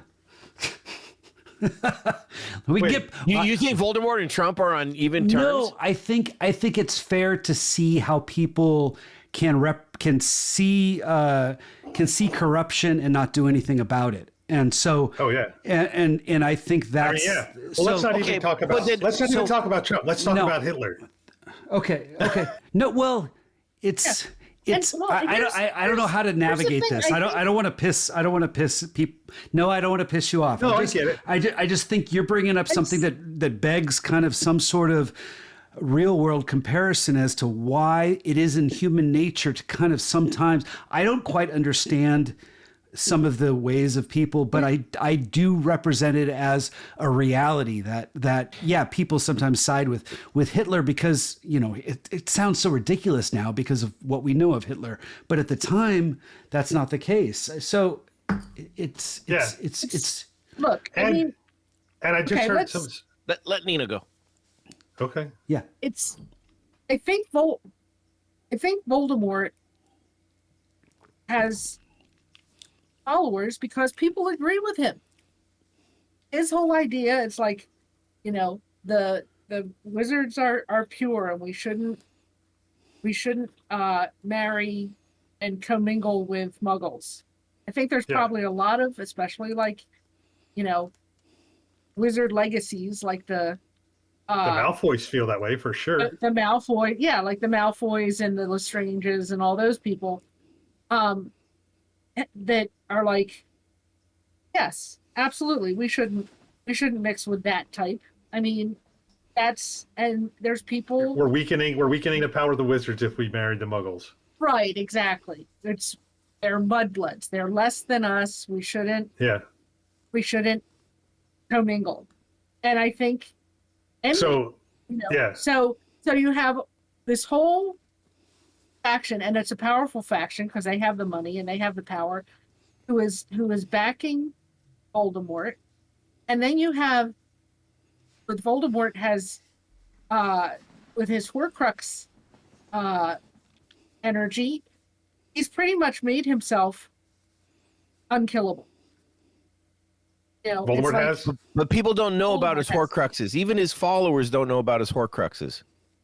Right. On purpose. He does that on purpose so that he can't be killed. But he has resurrected himself, and so there's a certain power in that people have to recognize. Right. So, they don't really say how he was killed the first time. But he's resurrected himself. He's divided himself up into these Horcruxes, which nobody knows about, even his followers. And Harry. And Harry knows because he tried to kill Harry and made him into a Horcrux. That's the only reason Harry knows. Well, Dumbledore told him, actually. That's true. Dumbledore told him, right, exactly. Dumbledore knows. Right. It was more from Dumbledore telling him, but yeah. Yeah. But he's getting a lot of information through, the spooky, through magical means. So I'm sure there's people who've tried to kill Voldemort. People probably try to kill him every time they see him, but he's unkillable. and he probably immediately kills them. I get that. So- I get that he's very violent and very quick to death or to kill people. My problem with it is he's a small number, especially if you look at the book. The number of his followers was actually very small. He's outnumbered quite a bit, but people just cow down, and it just doesn't. I mean, I understand it's a fiction, and yes, some people turn a blind eye to evil. I don't think it's 100%. Go ahead. I think it's also true in the real world, which is, yes, you can see people that are doing horrible things, but it's like, you know, what am I supposed to do? Like, you know, people are like, oh, we have to do something about whatever evil's in the world. It's like, what's your suggestion? Protest? Right. What'll that do? Or I voted. It didn't really seem to help. You know, I give money to the Red Cross. You know, it's stuff like that. You know, and the older I get, the less capable. I mean, I'm not going to go out and, you know, set the police station on fire. You know, and it's. I'm sorry, I'm getting pretty far afield here, but I think. But I think the fact is, you have. And we've said this, there's not a whole lot of wizards, so he doesn't need a huge number. But he has his like army, his, you know, the active followers. You have the people who just kind of agree with him. So I'd put the Malfoys in this category. You know, they don't seem like the types to get their hands dirty, and they're mostly trying to protect themselves. You know, you have people who just sort of tacitly agree and just keep their heads down and don't do anything one way or the other. And you have people who might disagree but don't want to get involved. And then how many people are ready to actively go out and risk their lives? I don't know if it's that many, especially since they all seem to be having children when they're in their early 20s. You know, they... Sorry, go ahead. No, it's fine. That's go ahead and finish. I think she did. That's why she was telling you to go. I think she finished. I think she has more to say, but anyway. No, I'm finished. I'm finished. Okay, so I mean, you make some really good points, and I agree with a lot of your points. I mean, it's there's people that are in there. There's a small few people that are tried and true, like do whatever he says. Strong followers. I think the biggest thing. Most people are probably like the Malfoys. The people who are like the Malfoys are like, okay, so Voldemort is going to win. We're going to back him as long as we can. And when he wins, we'll be part of the winning team and we will reap all the benefits and we will reap all the benefits. And that happens a lot in the real world and I think we're seeing it a lot now. And I'll use the Hitler reference. I'll go back to the Hitler reference because we all know how that turned out. But there were probably there were people in Nazi Germany that were probably like, well, you know, I'm not Jewish, I'm not gay, I'm not whatever, so I'll just kind of go along with it, and you know, eventually it'll turn out okay for me. And I'll turn a blind eye to everybody all the first years being tortured, everybody being killed, all that kind of stuff, because it's never going to affect me until it does. Yeah. And then it becomes a problem. Right. So anyway, and that's what I think she might have been trying to draw an analogy to. Oh, I'm sure she was. Blindly following. I just thought it was I thought it was a little over the top to like. Yeah. Like you know, especially when it comes to violence against kids and just outwardly the way the violence was with him. Yeah. Also the fact that certainly didn't like Star Wars then either because they killed all the kids, right? No, when you say over the top, are you meaning you're drawing criticism, or you just you think it was a step too far? I just think I think more people would have had a more how oh, I can't even unified think. front against Voldemort. Yes. Okay. Yes, exactly. Like, I mean, Okay. all the teachers that- were, the students, like, they're, are you kidding me? You sending your kid to a school and you know they're getting tortured and you're just going to let it happen? Like, I don't know about you guys. I know, Steve, I have a feeling you'd probably be the same kind as I would. I would do anything to protect my children. And that means if it's going against that kind of thing, I would do that. One of my other big problems with it is the number of followers that they showed in the movies were vastly exaggerated compared to kind of what, like, there's that whole scene where the thousands of werewolves are running down the side of the hill at Devil and before he blows up the bridge. Were they werewolves or they were just Death Eaters? I didn't know they were werewolves. Well, and that's the other thing is, like, how many Death Eaters are there? I mean, I know they show hundreds and hundreds of them, but I mean, I thought he had a small following. Like, in the books, it's in the maybe 50s to 60s. In the movies, he's showing hundreds. It's like, I don't think there's that many Death Eaters. Like, he was gone for what, 16, 14 years?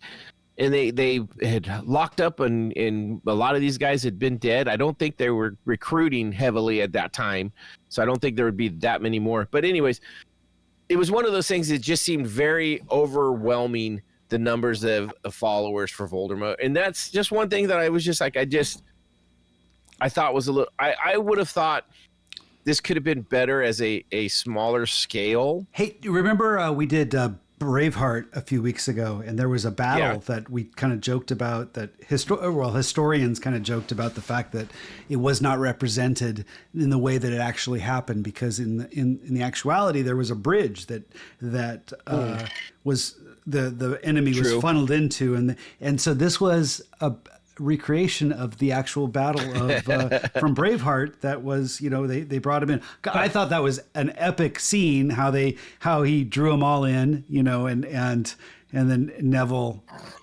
ignited the bridge. What was it? It was the scene when McGonagall's like, I want you to blow it up, and Take Seamus. He has a good habit of blowing stuff up. And they were so excited. It's like, oh my gosh, we've got permission to blow something up, and sure enough, they did, and that was an epic moment in the movie. Which is, and that's something completely not in the book. Correct. And it leans into the cinematics that movies can represent that books can't necessarily do. And there's like a balance there. Let's get back into a little, Bo, you're not going to have much input on this, and I'm sorry, because it's one of the bigger issues that I had with the movie. I thought the very final battle between Voldemort and Harry, which is completely different in the book, the whole face melding, flying around, kind of wrapped up in each other, kind of cinematics there. This hug war that they got going on. I don't even think it really worked very well. And in the movie, they didn't even or in the books, they didn't even have that. Harry basically just kind of insulted him verbally and talked him down and said, look, you ain't who you think you are. Well, Neville kills Nagini right when he pulls the sword out of the hat too. It's all kind of happens all at once, which from the book, it was epic. I thought the movie, drawing it out, it felt kind of like Return of the Jedi, where you have all these three different factions, kind of a war going on at the same time, and the climax happens all at once from three different perspectives. So I thought it worked for a climax cinematically. I know what you're saying. Yeah. I thought it was silly. I literally was watching this as like, this is ridiculous. This is way overkill. I would have rather had Harry verbally berate him down and show how much more powerful and how much more of a person he was, and how wrong Voldemort got it. And then Voldemort got Thanos at the end. He This is the challenge I have with reading a book and then watching the movie right afterwards. And for the part one, I watched the movie first and then I read the book. Yeah. I loved watching part one.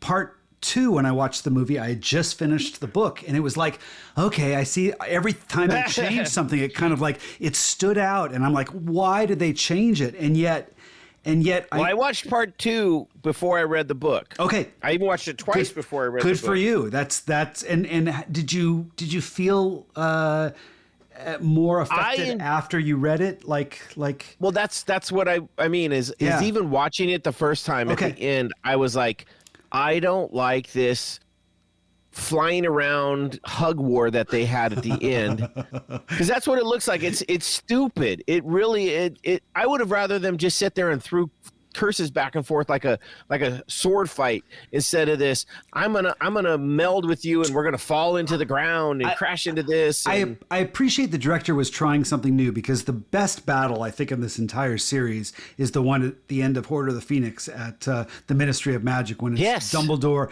and Voldemort. And if they recreated the same thing, it would have been like, that's so epic, and yet they already did it. So I'm glad they tried something different. That's why I think they needed to go the other route, where they're like, look, we're not even throwing spells. I'm just going to tell you how it is and why you lost. Well, I'm going to explain to you while your ego and your I'm so much better than everybody else shows that you just aren't really what you are, and why everything, and then it also gives exposition to the people of like all the story stuff that happened. It couldn't be filmed, like why that Voldemort wasn't the master of the Elder Wand, and why Harry was, and why that meant so much, and how you created this Horcrux in me, and you actually killed it when you tried to take my life. It was so powerful in the books that I thought it was lacking in the film, and the film was great up until that point. The Battle of Hogwarts was pretty good. I'm a little perturbed by, and this comes from the books specifically too, the off-screen deaths of some very big people, right? We lost Tonks and Lupin off-screen in both the books and the movies, and it's like, are you serious? Like those powerful characters, and you kill them off-screen? I loved how they showed the hands coming together when they were like about to hold hands, and then they cut away, and the next time you see them is their lifeless bodies, and the hands are in the same position. So as much as I do agree, it would have been powerful to see them die on screen. Again, I think, but it's the book also that did it that way. I think seeing a death off screen is almost more realistic, because we don't. How often? No. We lost Fred in the books. We lose Fred directly. I don't mean that. I just mean sometimes death is something that nobody gets to experience it in front of you. It's like we hear about death, and it's almost like we're struggling to, like, we didn't have our last moment to where we could say something like. We talked about Dobby's death, and I thought that was a little saccharine sweet. And maybe it's because it happened in front of us, and I thought it was a little bit... Okay, let's go back to the third. Order of the Phoenix. Yeah, the death of Sirius Black. Boy. How powerful that was! So sudden too. Yeah, that's what I mean. No, but that's what made it so. In the books, we had the same thing with Fred, right? He dies when a wall falls on him. Essentially, I don't think I'm arguing with you. I think I'm trying to. I think I'm trying to kind of draw a little bit of the emotional depth of something happening off screen is almost. I think I brought it up one of the last podcasts. I don't know if it was Harry Potter or not, but it was. I brought up No Country for Old Men because there was a main character that we'd been following throughout, and suddenly we run into a scene and his character is dead and he was killed off screen, and there was a certain power to that, and because that's how death almost always happens that we experience. It never happens in front of us. It always happens off screen. Not off screen is the wrong word, but I mean, we're left kind of like it's like the breath is taken out of us because we didn't get to have our last goodbye. There's a power to that is represented. I thought with Tonks, and I thought in both Fred and Tonks and what's his name? Lupin. Lupin, thank you. Were able to capture that power effectively in a way that I just want to say was effective.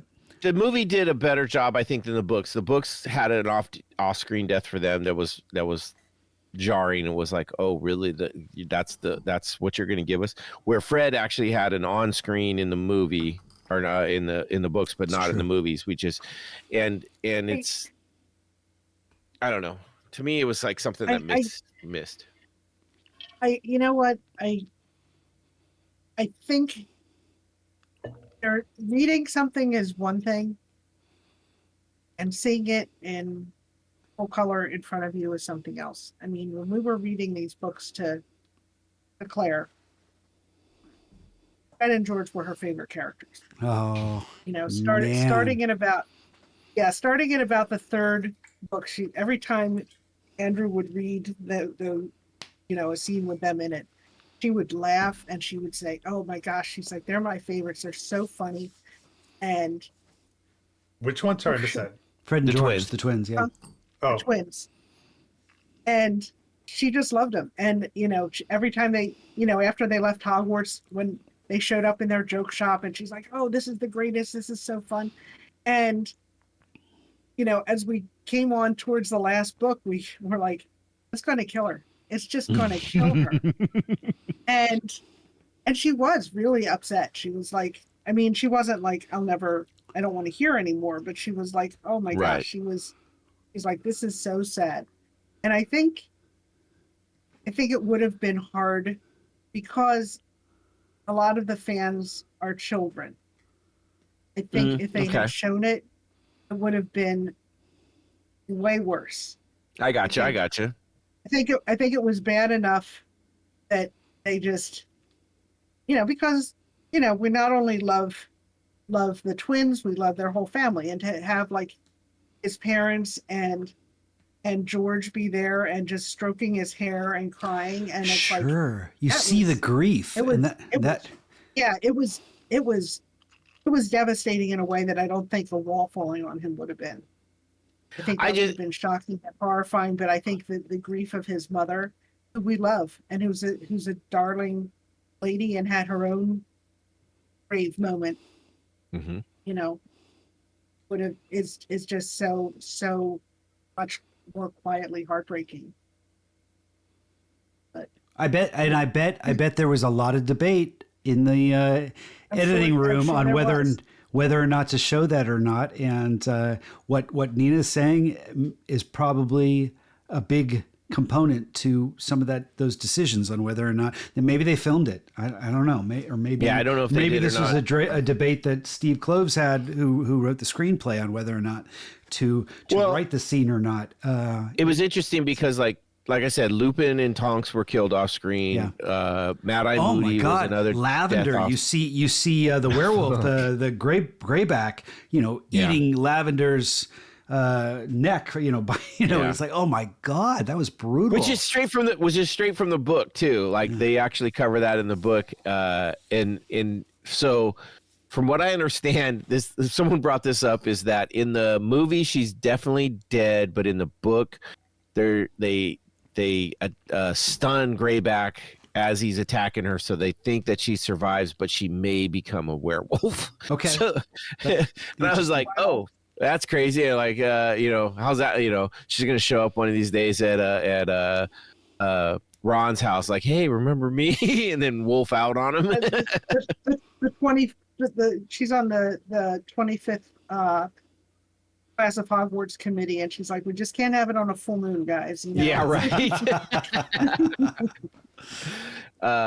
So yeah, I mean, and that's so here's another interesting thing. This is kind of another one of those, is like, how do you handle this? So during the big battle, right, we're getting ready, and Voldemort does his loudspeaker spell where he tells everybody, just give me Harry Potter and I'll leave you guys alone, which, everybody knows is bullshit. But, one of the Slytherin girls, I think it's Pansy Parkinson, he's like, right there, just grab him. And everybody's like, what the fuck? And, they all defend, all the rest of the classes stand up to defend him. But then when the battle gets ready to happen, McGonagall sends the entire Slytherin class to the dungeons. Like, did that happen? Get the fuck out of here. Did that happen in the book? I don't remember that happening in the book. In the book, It did. She kicked a lot of the Slytherins out because, and this is explained in there, and it's not because she didn't think that the Slytherins would fight to protect Hogwarts. The problem is that she suspected that their parents would be on the other side, and she didn't want to have children fighting their parents.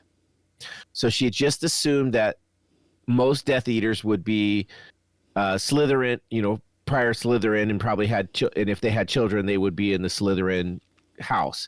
So it was kind of more of a, I don't want you fighting your own family thing, not just, oh, you're Slytherin, you're gonna fucking turn on us, so get your asses in the dungeon. In the movie, it seemed very prejudiced. It's like Slytherin. Oh yes, down, it is. Go away. It is. Also, they don't cover the fact that they also kicked out everybody that was under an underaged wizard. So anybody that was 16 and under was sent away. They literally were sent back through the tunnel with that Neville had come and collected them from Hogsmeade. They basically sent all the underage wizards away, and some of them snuck back. Except for Ginny got a reprieve because she got to stay. Her parents, she got to hang out at the room of requirement or something like that. Yeah. Creevy was another one. It was over. She's only a year younger than Ron, though, so she would have been. But she wasn't of age because there's a big thing where she says she wants to stay, and her mom's like no, and her dad's like okay. They go back and forth through it, and she's like, "Look, I'm part of Dumbledore's army, and look, I've already done this shit." And she had to be there, She had to be there. Yeah. But they go into that, so it's there's some points where they're like, "Yeah, we're going to protect the innocence of children," and whatever. And so I get it. You don't want to innocence of children, whatever. Psh. Yeah, I mean, you don't want to recruit children to war. It's just, it's against the Geneva Conventions. That's right. Or whatever they have in the wizarding world. Certainly not Geneva Conventions. That's pretty clear. Can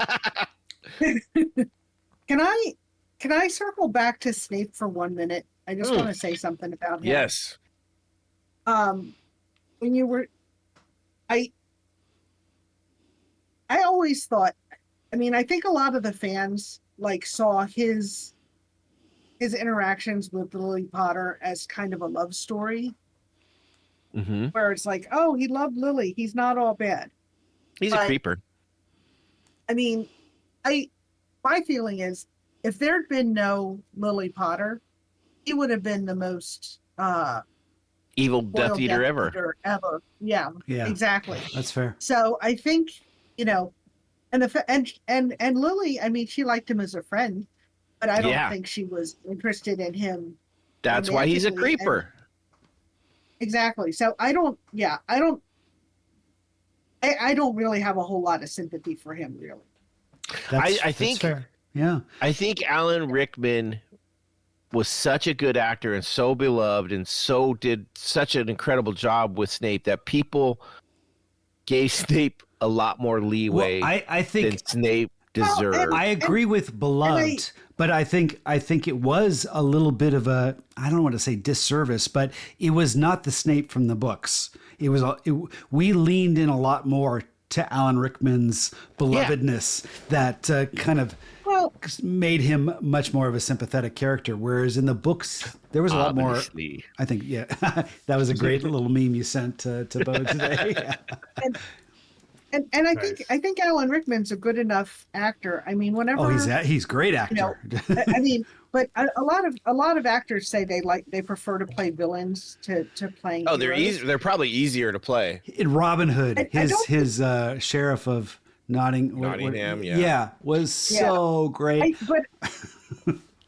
But I think the reason a villain is fun to play is because no villain thinks of himself as a villain. Yeah. True. Right, exactly. They always have, everything that Snape did, he felt perfectly justified in doing. It's like, I can be mean to Harry because his mother put me in the friend zone. And that's a good point. Really. And I can, if I think he secretly thought or not so secretly thought Hermione was a little mudblood know-it-all, It's like, how dare she?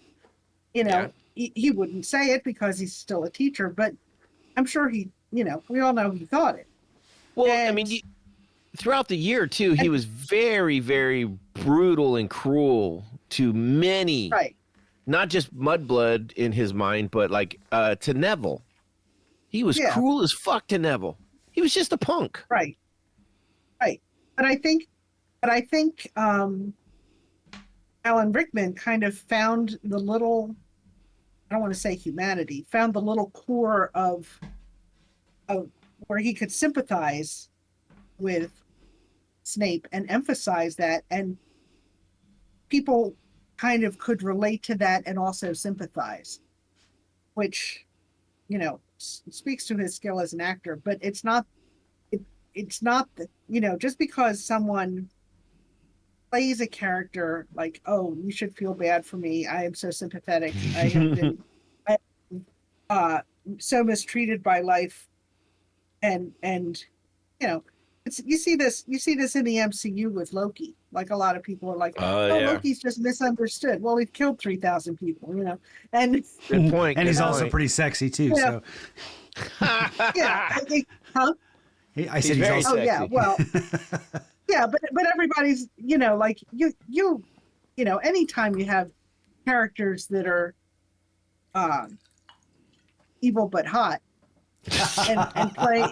and play the characters kind of sympathetically, you'll have a group of people who are like, oh yeah, this person's not so bad. It's like, oh no, they're very bad. They're just sympathetic. You know, you can just sympathize with them, and they're also hot. So Another check mark to but Robert that doesn't- Pattinson for Marley. There you go. Yeah. yeah, but that does not negate them being evil. You know. True. No, you're right. And that it dawned on me a little bit when people were talking about this one and gushing over, you know, the story of Snape and how, oh, he really did all this. And I was like, no, he kind of really didn't. Like, you guys are giving him too much credit. And yes, to me, like going through his pensive memories, I was like, oh, this guy's kind of a creeper. Like, literally, like I'd be like stranger danger with this dude. Like he's kind of not right, all right there. So it was always something that struck me weird, that people were so, you know, like, oh, give him a pass because he loved her. They're hot for Alan. Did Noah, last time you asked us to go on to Pottermore and Yes, and check our house your houses. I was hoping you got you guys Patronus too. Yeah, Patronus, and if you got your wand. Oh, I did do. Yeah, that's right. I did do the one. I'll have to log in. I'll go first real quick because Okay. I did look mine up. I had no qualms about where I ended up in as a house, and I've taken that test multiple times and through different avenues, and I don't think I've ever ended up in a different house. I have always been 100% Gryffindor. Up and down. It just, every time I've ever taken that test, I've ended up in Gryffindor, which is funny because I do not like the color red. So if I was to pick a class or a house, that would have been the last one, just color scheme. I probably would have went Slytherin because I like green is my favorite color. Ravenclaw would have been my second because of blue. But everything else about Gryffindor, I have been 100% behind. I am a Gryffindor just all the way. I did my Patronus. I remember the first time I did it, I was like, this is not right. This is not me. I ended up with some kind of like rodent. I'm like, nope, I don't like that. So I redid the test under a different login, which I ended up with. Well, I mean, the truth is that they can only have so many, and they don't necessarily get into the soul of you. And you would have a Patronus that meant something to you one way or the other. Like, you know, I would never expect someone to go, oh, you know, I'm not a dog person. You end up with a Patronus as a dog. You're like, no, that's not my happy place. I ended up with a Patronus that I believe would be my happy place, and it is called a Noobling or Nubelung cat. So Nubelung is a breed of cats. It's a relatively new one created here in the U.S.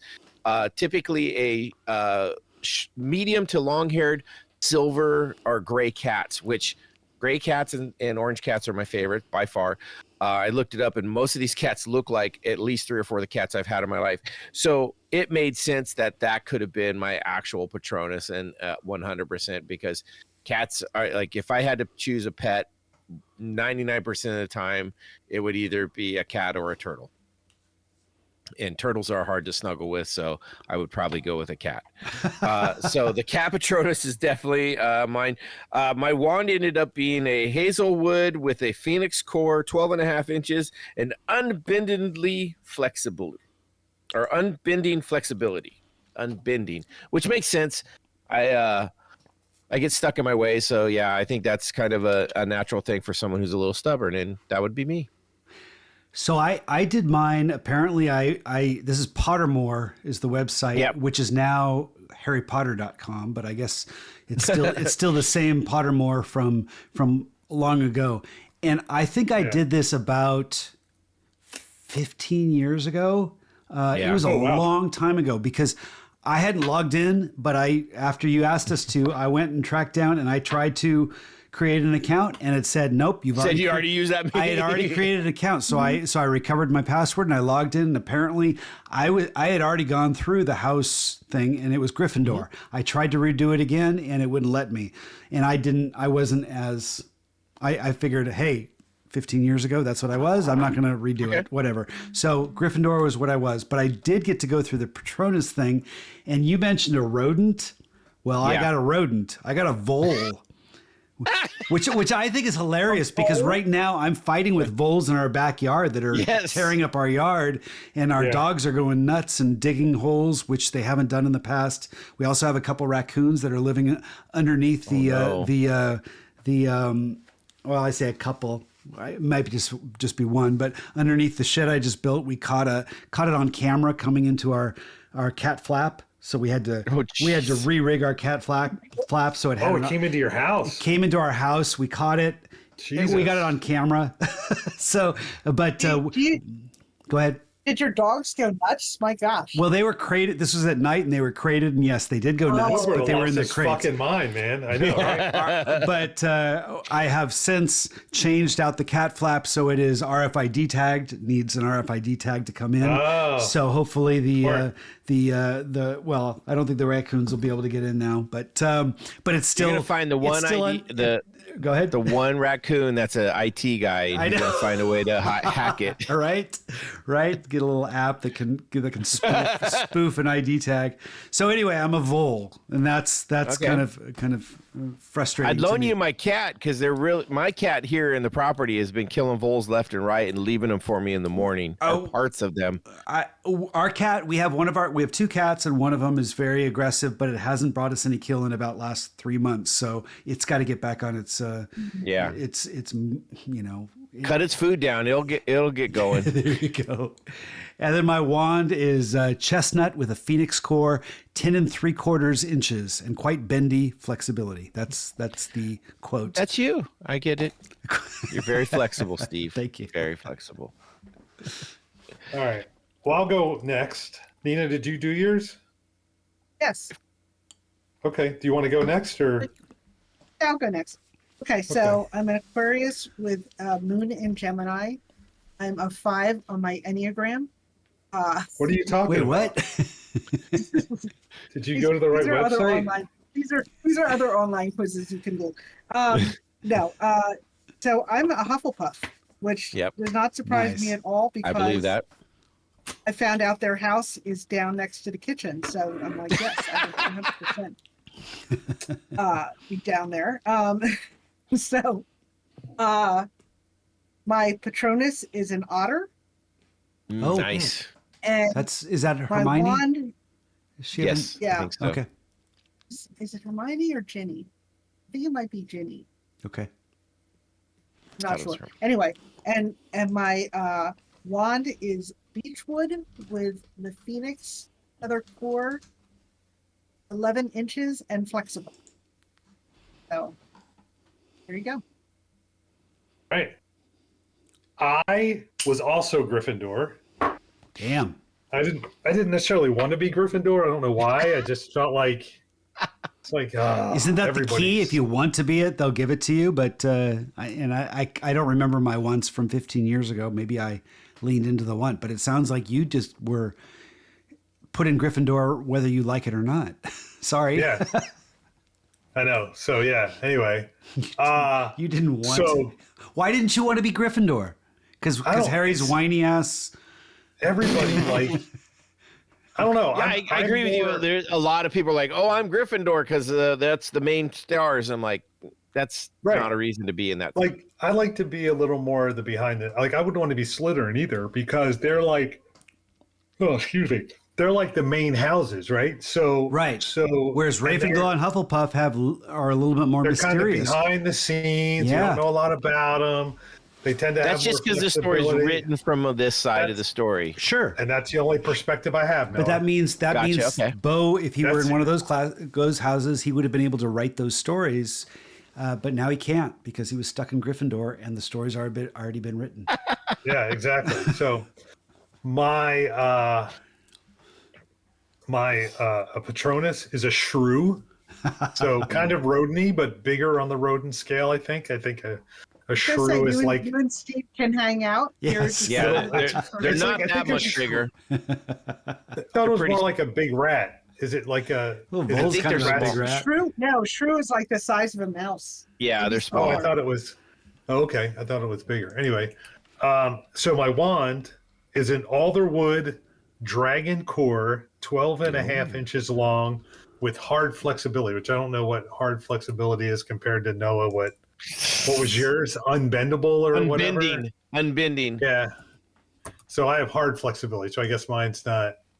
Yeah, mine's just stubborn. Yours is like, well, if you work on me, I'll probably go. Yep. Interesting. Oh, gosh, a shrew is smaller than a mouse. A shrew is like the size. It's like they're showing pictures online of a shrew. Yeah, and they're tiny. It's the guy has it sitting on his thumb, and it barely goes past the mid knuckle of his thumb. Looks like an anteater. It's got like a little nose like an anteater. So it's like if you go from the tip of his thumb. It barely goes past the knuckle from the tip of his thumb. That's how small these things are. Wow, they're tiny. I was gonna say they're the smallest mammal, I think. I could take this thing anywhere with me. Like I could. Well, yeah, it's your Patronus. You just have to cast the spell. It's with you wherever. Yeah, it doesn't sneak matter up and bite that. So interestingly enough, I thought for sure, Nina, you would end up in Hufflepuff. I picked that. Steve and Bo, Steve, I thought you for sure would end up in a Ravenclaw. You are very intelligent, and that is their thing. They're very inquisitive, and that is you. You're always asking questions. I love that in the book. How when they're in the book, Harry has to go to Ravenclaw, and rather than it being a password, it's a question. It's a question that's like more an inquisitive question, like why is this the case? And they have to use their intellect to answer it. And if they get it wrong, they have to wait around for the next person before they can. Oh, I'd be sleeping in the hallway a lot if I would have got put in Ravenclaw. So I agree with you. No, I could see, but again, this was 15 years ago. Who knows? Maybe I was less inquisitive. And Bo, you were the hardest to put into a house. Where I could see you being a Ravenclaw, I could see you being a Slytherin, and I could see you being a Gryffindor, just depending on what the situation was and what was going on. So you are one of those ones that, like, depending when you sat down and put the hat on, what you were feeling that day is kind of where you would end up. So I could see where you would go all over the place. Where, truthfully, I don't see myself being in any other house other than Gryffindor. Well, maybe Slytherin if I wasn't in Gryffindor, but that's. I don't think of Bo as a chameleon. I think he's been very consistent in his point of view. It wasn't that. It's just he has an intelligent side. Yeah. He has a brave side, and he also has a slimy side. So I know all of those. So J.K. Rowling's, you're missing out on a separate house that kind of encompasses all those things. I was gonna say I would not put Bo in Slytherin, just because he's not that ruthless. But Claire is in Slytherin. I would say the hard part for me with Slytherin. Go ahead, Nina. Sorry, I said Claire got put in Slytherin, and that does not surprise me at all. She is like, she's gonna run everything someday. Trust me. What was she? What was her reaction to that? she was fine with it. So it was funny because this was last year in school. I think I told you guys she had a teacher who was big into Harry Potter. So he had all the kids take the test. Yeah, that's right. And Oh, yeah? seated them in 4 quadrants of the classroom by what house they were in. Like his room was decorated with like the Hogwarts colors, and you sat with your house, and he assigned points to them for different things. And at the end of every month, whatever house had the most points got like a pizza party or something. And she came home and she was like, "Oh, I got assigned to Slytherin." I said, "Oh no." I said, "Isn't that the evil house?" And she goes, "Eh." And I said, "What'd you say to your teacher?" She said, he's like, "Whoever has the most points will get a prize of some kind." And I asked him, "Is it money?" And he said, "You know what? You're definitely Slytherin." So I pulled this up really quick just because this is why what strikes me for Bo. So Slytherin says it's the house of ambition and resourcefulness, right? And the intriguing, where was it at? The core of their personalities is they're driven, strategic, unafraid to pursue your goals. You might find yourself in the right home in Slytherin, and that to me is kind of why I saw you in there, Bo, because for as long as I've known you, you've always been driven. You've been very strategic in everything you've done, right? And you're very unafraid to pursue your goals. And what I've seen, like you tackle new challenges with a gusto. And so that to me was why I could see that. And this is why I think McGonagall's reaction in the movie when she sends all the Slytherins down into the dungeon is almost a little bit prejudiced in the sense that it takes away from the good in Slytherin. They portray Slytherin as evil. It's a little bit more clear cut in the movies that way. Even in the books, I think so too. But I was going to say, after you explained it, like she sent them down so that they wouldn't have to like fight with their family members. Yeah, I thought they did a better job in the book explaining why they did it. I think they should have had her say that instead of the way they had her play it. She was almost gleeful. She was like, "You guys go here, you guys go here, and Slytherin to the dungeons." Yeah, right. She's like, she's trying to get that house cup one last year. You know what I mean? Yeah. She's got her finger on the scale. Yeah. Right. So the reason I wouldn't have thought it would be Slytherin, because I'm basing it on the movies, predominantly on the movies, pardon me. And the thing that I think keeps me kind of away from Slytherin or not thinking I would be a Slytherin is, they're bad. Some of the people do have some like good sides to them. And the way Noah you described it, I think that's a great, it's a great reason why you would think I would be a Slytherin. But the thing that would be so hard for me to be in Slytherin is the way like Malfoy treats other people and the way he's so mean to Harry and puts him down all the time for being poor and not whatever, all that kind of stuff. It's like I just couldn't see myself. Yeah, like I couldn't see myself doing that. But all the other stuff, I totally. But that's one person, right? No, I get it, and I'm not disagreeing with you. I'm just explaining why I had the thoughts that I had. I agree with your reasoning as to why you would think I would be in Slytherin. It's fair. It's like the debate of corporal punishment when it comes to how you raise your kids. Do you raise them by spanking them when they do something bad? And there is debate that I think is still very relevant on the pros and cons of that. And so I could see a Slytherin kind of leaning into the corporal punishment, but from a much more kind of reasonable thought process. It's not all about good versus bad. I think that is almost an unfair way of demonstrating it that both the movies and even the books kind of lean into. It's also remember we're in this world from a viewpoint of Harry, where his main adversary and villain is Draco. So they're going to portray him in the worst light ever, right? So now if we had a story, say from maybe not Draco's perceptive, but someone that's in the same class as a Slytherin, and he's going to see Harry as the villain, and they're going to portray Gryffindors as bullies, as these cocky asshole, the jocks that walk around the school pushing everybody around, or Hermione the know-it-all. This is there's the movie in the theaters right now, Wicked, which is kind of the opposite look at Wizard of Oz, which is very much let's take this kind of one-sided world and flip it and look at it from a different perspective, which I think is very relevant. I would love to see the Harry Potter world from that point of view. Let's Wicked the Harry Potter movie books and maybe see what. Yeah, maybe that's what we're going to get with the new series. Ooh, interesting. They won't. Hey, it's still going to be Harry's idea. So we're over 2 hours in. I don't want to forget to give us the opportunity to rank, at least give our top picks, movies and books. Before we do that, can I ask can I have two quick points, and then we can get to that? I think they're going to be pretty quick. First, you think so? I think, I know.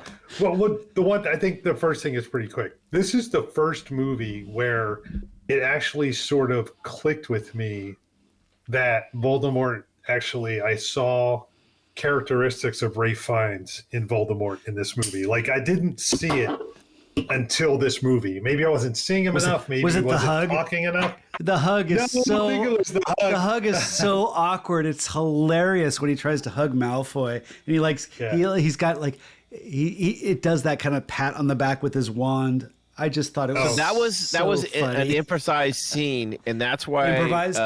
Improvised. That's why Draco and his reaction is legit. Like, what? Why would I want to hug you? So, but to me, this is the first movie where I was like, that is Ralph Fiennes. I was like, I didn't see it before until this movie. So that's the one thing.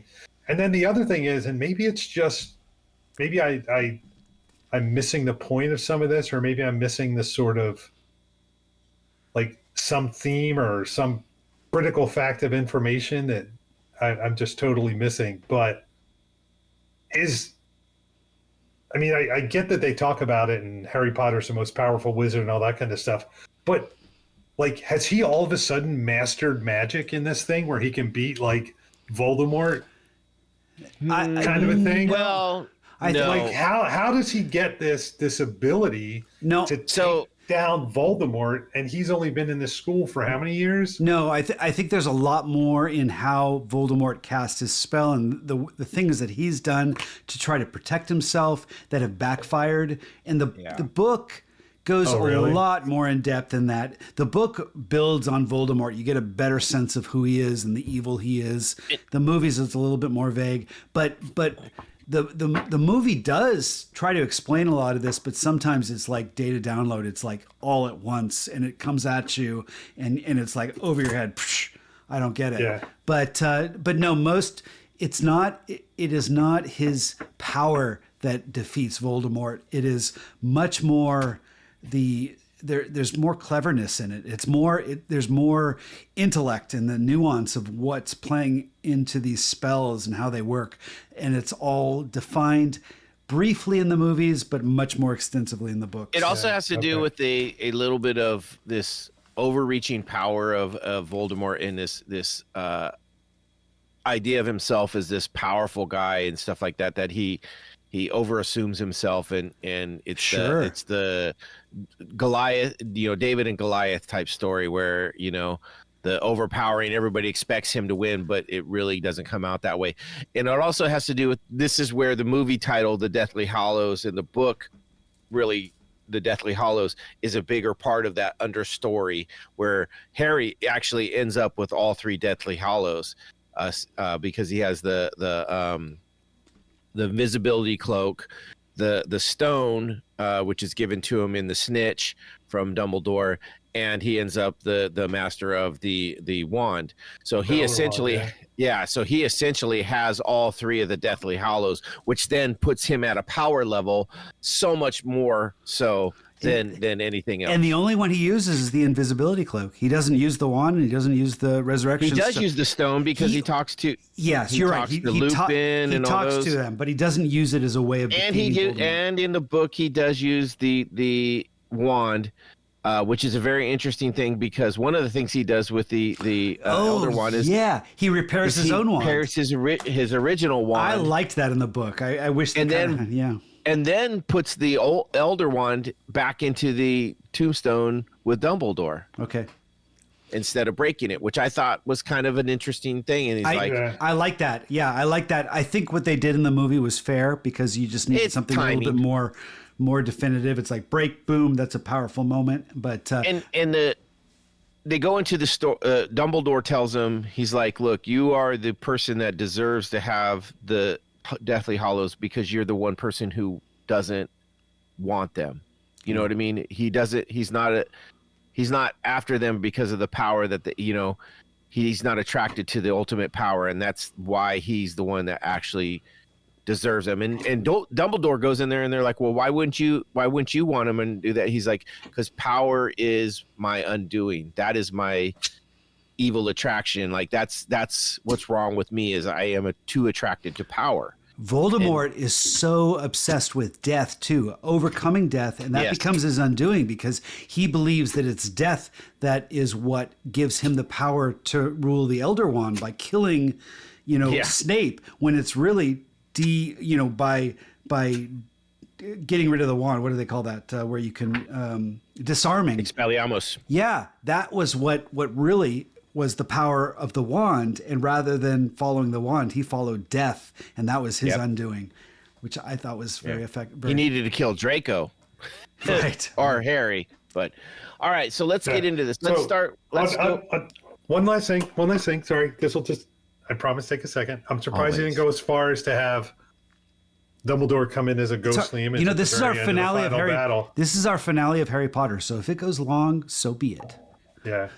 So why did I think they missed the final homage to Star Wars in this, and they could have had the ghost of Dumbledore come in to talk to Harry to tell him to use during the final battle, like to use the Force. Like when Luke is in the final trough getting ready to shoot the photon torpedo into the wombat hole or whatever the heck it was called, into the heat thing so he could blow up the Death Star. No, Bo. Like he had let's go back a few weeks when you were dissing on part one because of how much it leaned into Lord of the Rings and its use of the precious and that and how that it's a little bit of both. So if they did that in this movie, you would have been like, what the fuck? I know. Well, I'm being Lord of the Rings in part one and Star Wars in part two. What the hell? Well, that's I've always thought there's been a nod. I'm in the end, I'm surprised that Hermione and Harry were not brother and sister in the very end. Like, they also do a great job of Ron Weasley at the train platform, showing him in his early 30s, like he's letting himself go a little. Got a little belly going on. Yeah. Like he's no. He's taking after his father, okay? He's hitting the pub up after work, You see him sitting there. He's rocking the dad bod. Tilting back a pint of Guinness, like just sitting there with the fellas talking about He works at the Quidditch. Ministry in like he's a pencil pusher in the Ministry. He's not out. And Hermione loves him no matter what. And that's 100%. So like he's sitting there, like he's just got the little belly and like all that. Smart women love that dad bod. Yeah, I know exactly. I just thought that was pretty funny to see him at the end. Yeah. All right, so moving on to the last piece. All right, so here's how I want to do this. I think we cover this book and movie separate. So we're gonna run the gambit and go with. I think we start with book first. Okay. And we're talking about just our favorite. Just the favorite of the 7 books. I'm going to go first. I think The Prisoner of Azkaban actually is my favorite book. And I think it's because of the feelings that it brings out with Sirius Black in the end and finding out that he's the father figure. And it just there's something about it that is so intriguing that is probably my favorite book.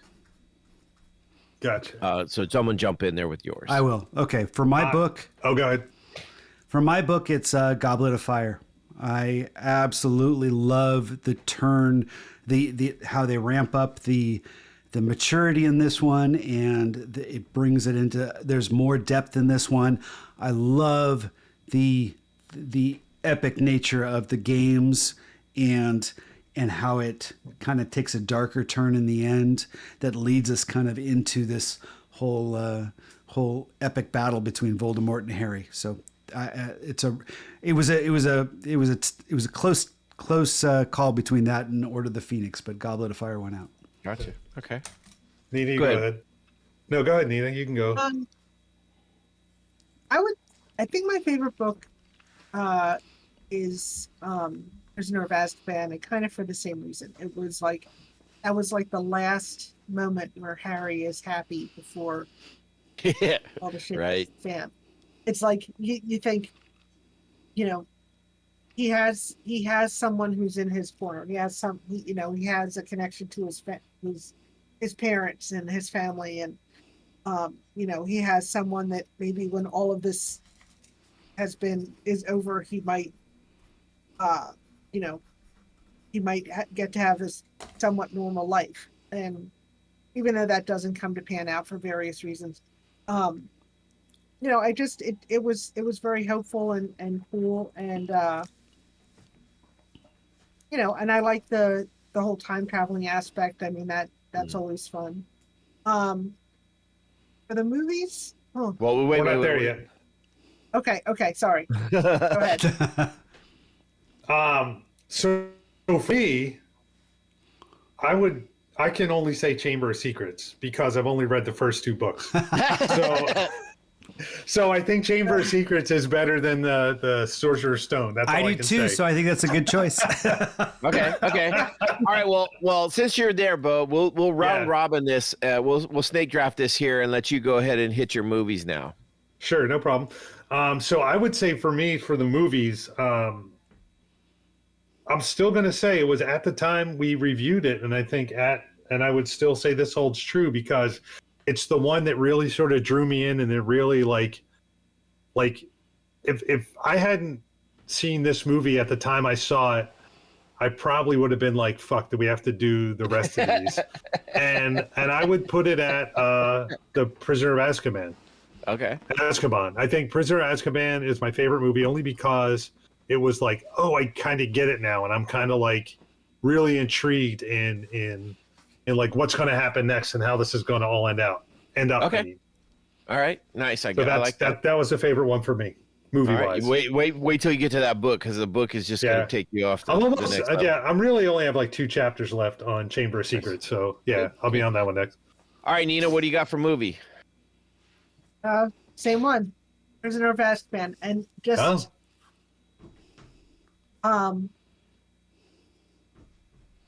not just for the story. I also think it's the best made. It has the most interesting camera work. It has the most beautiful scenery. It just it's the best made of the movies in my opinion. Okay, cool. I like that. All right, Steve. I think I've already showed my hand in the past. It's the same, Prisoner of Azkaban. Even though Robert Pattinson hadn't shown his face yet, it's still one that I think is just so effective from a cinematic standpoint. Noah teases me because I have a filmmaking background with my in my 20s. In my 20s I went to school and I learned about filmmaking. That doesn't and then I worked at Blockbuster. That was the real sell. That's where I really got my filmmaking. I think it just adds to everything you do. But this was a movie that I just fell in love with, and it has its flaws, and I think we discussed some of those, but overall, I think it is masterful, and it's a really good director, and it sets a really good tone. And I really appreciated Marley's criticisms of it from a youthful point of view, which I took into consideration, but it didn't sway my opinion. Sorry, Marley. Interesting. So I'm going to break this trend of everybody jumping on Prisoner of Azkaban. For some reason, it's not. I love the book, but the movie is not my favorite. And it's weird because I have the 2 movies that I kind of go back and forth with are for complete different reasons. The 2 are top for me, and I'm going to call 2 because I can't really pick between the 2 of them. The first one is actually Harry Potter and the Philosopher's Stone, or the first The one. first one, the Sorcerer's Stone. Yeah. Sorcerer's Stone. And the reason is because it was the first one, and because the feelings I had for it. I think it's one of the most rewatchable for me. I enjoy it so much more. I think it's because of the joy that it is. It's so childlike. It's so joyful in a way. It's launching into that magical world. It set the stage. I mean, yeah, it had that whole epic chess battle, and I think chess is a great analogy because when you lay the pieces on a chessboard, there's something just so, oh my God, so overwhelming about that, and that you haven't even played the game. And that's kind of what this movie was. It set the stage, it introduced the characters, it introduced us to the whole look of Hogwarts in such an epic magical way. world. Yeah. So something about that's fair. Happy Christmas. Something about just those words, Happy Christmas. And when Ron utters them in that morning and the look on Harry's face, there's something about it. It's just so magical to me. So that is kind of my top tier point one. The second one after that is probably the Half-Blood Prince. Oh, really? And it's something about there's something about the story in that. And it's just, and it might come down to one scene that just makes me kind of laugh and enjoy is when Harry takes the potion of Felix Felicis, and he's talking to Hagrid at the funeral for Aragorn, and he does the pincers. There's something about that scene that just, I don't know. There's something. I agree. And if our listeners haven't heard that podcast, go back a few weeks because we have a big conversation about how joyous that moment is in the movie. It is. And it's just it's a good movie to me. It's one of these that, Chamber of Secrets is probably my least favorite as far as a movie. Azkaban, Goblet of Fire, Order of Phoenix are all really good in there. Half-Blood Prince, though, for something about it, it really hits for me. And I really enjoy it. Nice. So that's probably my favorite movie next to the first one. So, and I think the first one is just one of those. If I had to pick, like, if they say, okay, I'm going to be sick one day, you get to pick one Harry Potter movie to watch, I'm probably watching the first one again. It's just one of those. Is like, as good as all the other ones are, it's something about that feel goodness of the first one. So it would probably take the spot. I gotta say, Noah, you wouldn't have picked me as Gryffindor. I don't think I would have picked you as Half-Blood Prince when it came to movies. I get it. I mean, I don't know why. It's something about that one scene. There's just something about the whole thing with it. I loved Harry kind of doing the learning the potions, and Oh yeah, I think when we talked about it, I loved the first 3/4 of that. To me, the climax just felt a little, something didn't work for me. But I really did lean into a lot of the style of that movie, and in more ways. In Order of the Phoenix, that was a little bit of a letdown with how they kind of rushed some of it, even though I loved Umbridge.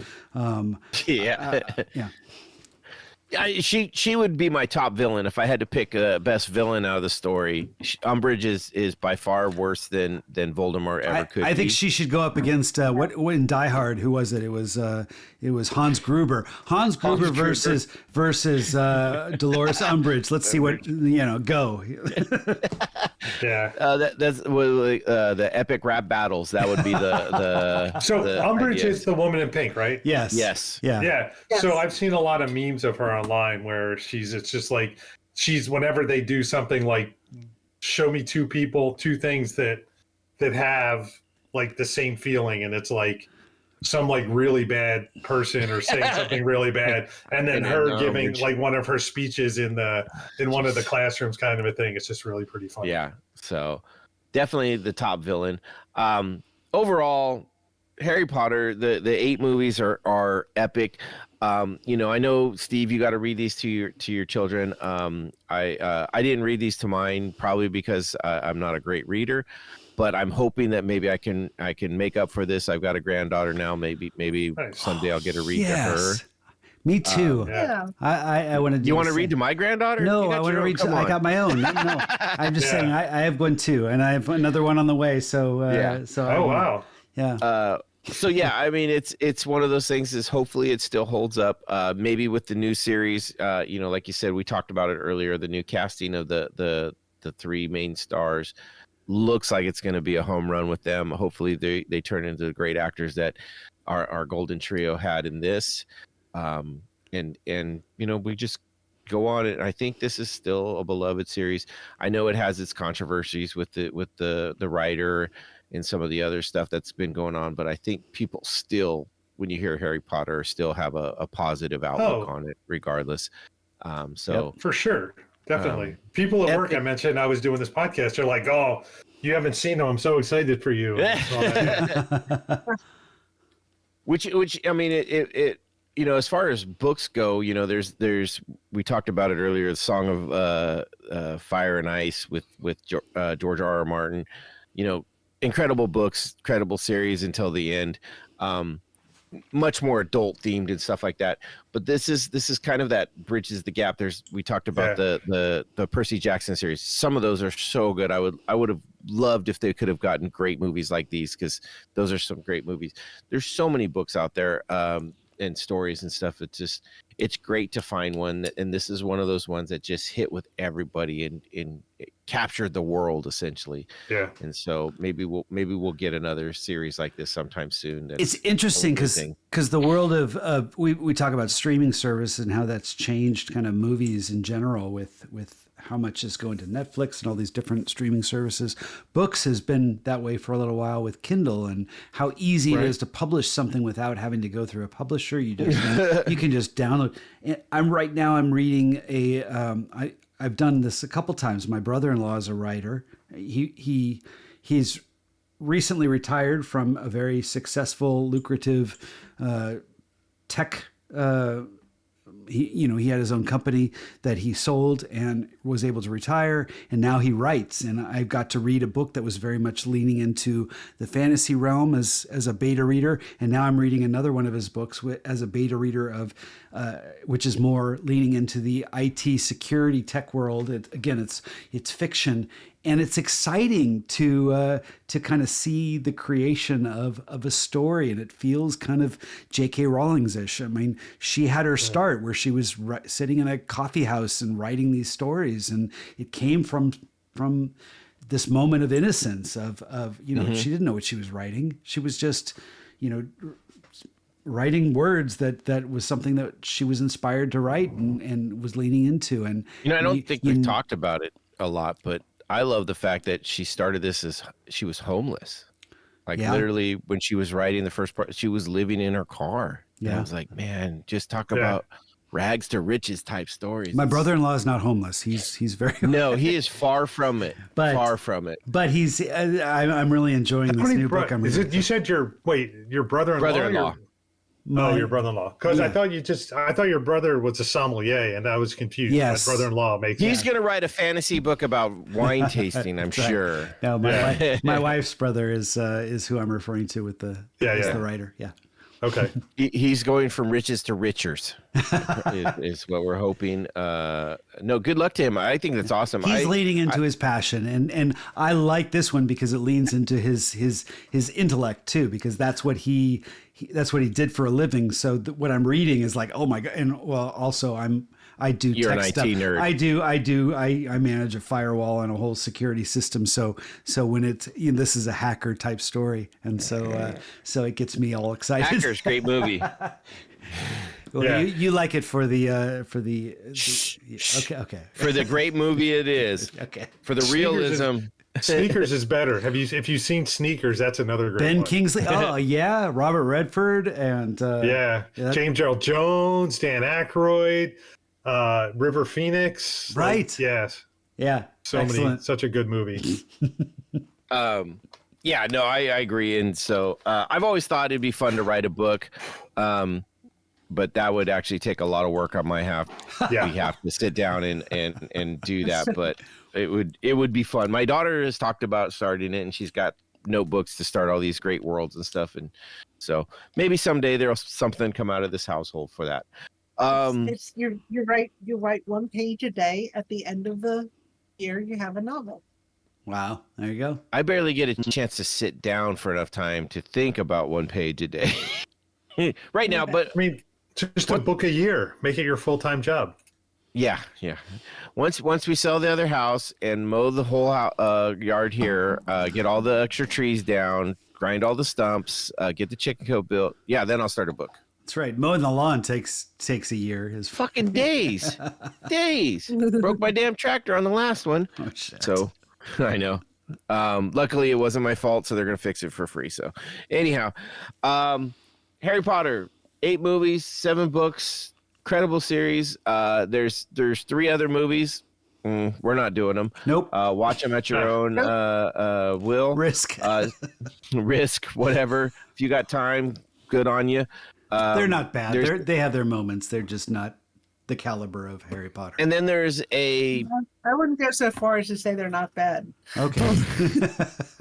there's a book based on a play based on a book. I don't know how it all works out, but there is a cursed child out there that is a continuance onto 19 more years later, or after, I mean, it's dealing with the kids we see at the end here. What was it? Albus Severus Potter. Yeah, and his Albus adventures. Severus Potter, yes. And his adventures with, I think it's Draco's son, maybe? I don't even remember. I know I read it, but it just didn't have that much of an impact on me. I'm telling you, I have tried to read some of the other stuff. Like we got, we were given she wrote the Tales of Beetle the Bard and something about care of magical creatures, I think it was, for a charity. And somebody gave them to us as a gift, and they are unreadable. They're just really not good. So yeah. I want someone to go back and write the book of I want Neville's experience from year 1 all the way to the Battle of Hogwarts. I want a Neville perspective. Doesn't have to be long. It could be one book that just covers the details of what he did through every year. But I want him his perspective of the battle at Hogwarts. I will point out that J.K. Rowling wrote another series under a different name, and I can't remember the name, but I've read a few, at least 3 of the books, and this follows a detective, Camoran Strike, which are good. They're good mysteries, and look up J.K. Rowling's and other books she's written under a different name. They're legit, and they even turned them into a separate series on I believe maybe HBO. I could be wrong, but they turned them into a series. They're after the Harry Potter series, and she even talked about how she tried to sell these books under this different name, and she couldn't do it until she revealed that she let it know. Yep, and so she knows the struggle people have, but they're good. Right, they are good. I want to throw one more set of books out there, and I'm sure I've talked about these before on the podcast. Matter of fact, we covered the first book in this podcast early in our like before episode 50. But the Dresden Files by Jim Butcher, to me, one of the things I've always explained to people is this is grown up Harry Potter, right? This is a wizard in the real world, although he's in Chicago, not in the UK, but his name is Harry even. But it's 18 books now, 19 books. He says they're doing to 23. Something like that, yeah. Yeah. He hasn't had one come out in a while though. It's coming. I've been following. I got it pre-ordered already. Okay. Yeah, Jim Butcher. But yeah, just it's such an incredible series. But like I said, it's one of those things. If I had to describe this as anything, it's Harry Potter as an adult. It's so much fun. If you like the magical world where it's still hidden from the norms, it's kind of that.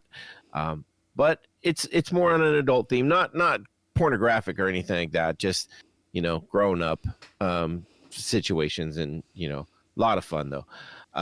So yep, that's what I would recommend. What we're doing next week, I have no idea. We're going to talk about that soon, but join us again next week. We'll have great cocktails. We'll talk about some movie. We have some great discussion on something, whether it's a throwback or something new, or just something that's fun to talk about and is streaming now. That's true, and we do have our throwback picked out. So it's a movie that was 40 years ago. So you can do your research and find out what that was. It was a very influential movie, and we will be covering that sometime in the month of June. So, but I'm not going to reveal it yet. Yeah, it's very time related. Oh, well said. All right. Well, anybody got anything else? Hail Caesars. Well, I was going to say, Harry's heart did beat for us all of us, and it's not over. Love you guys. Good night.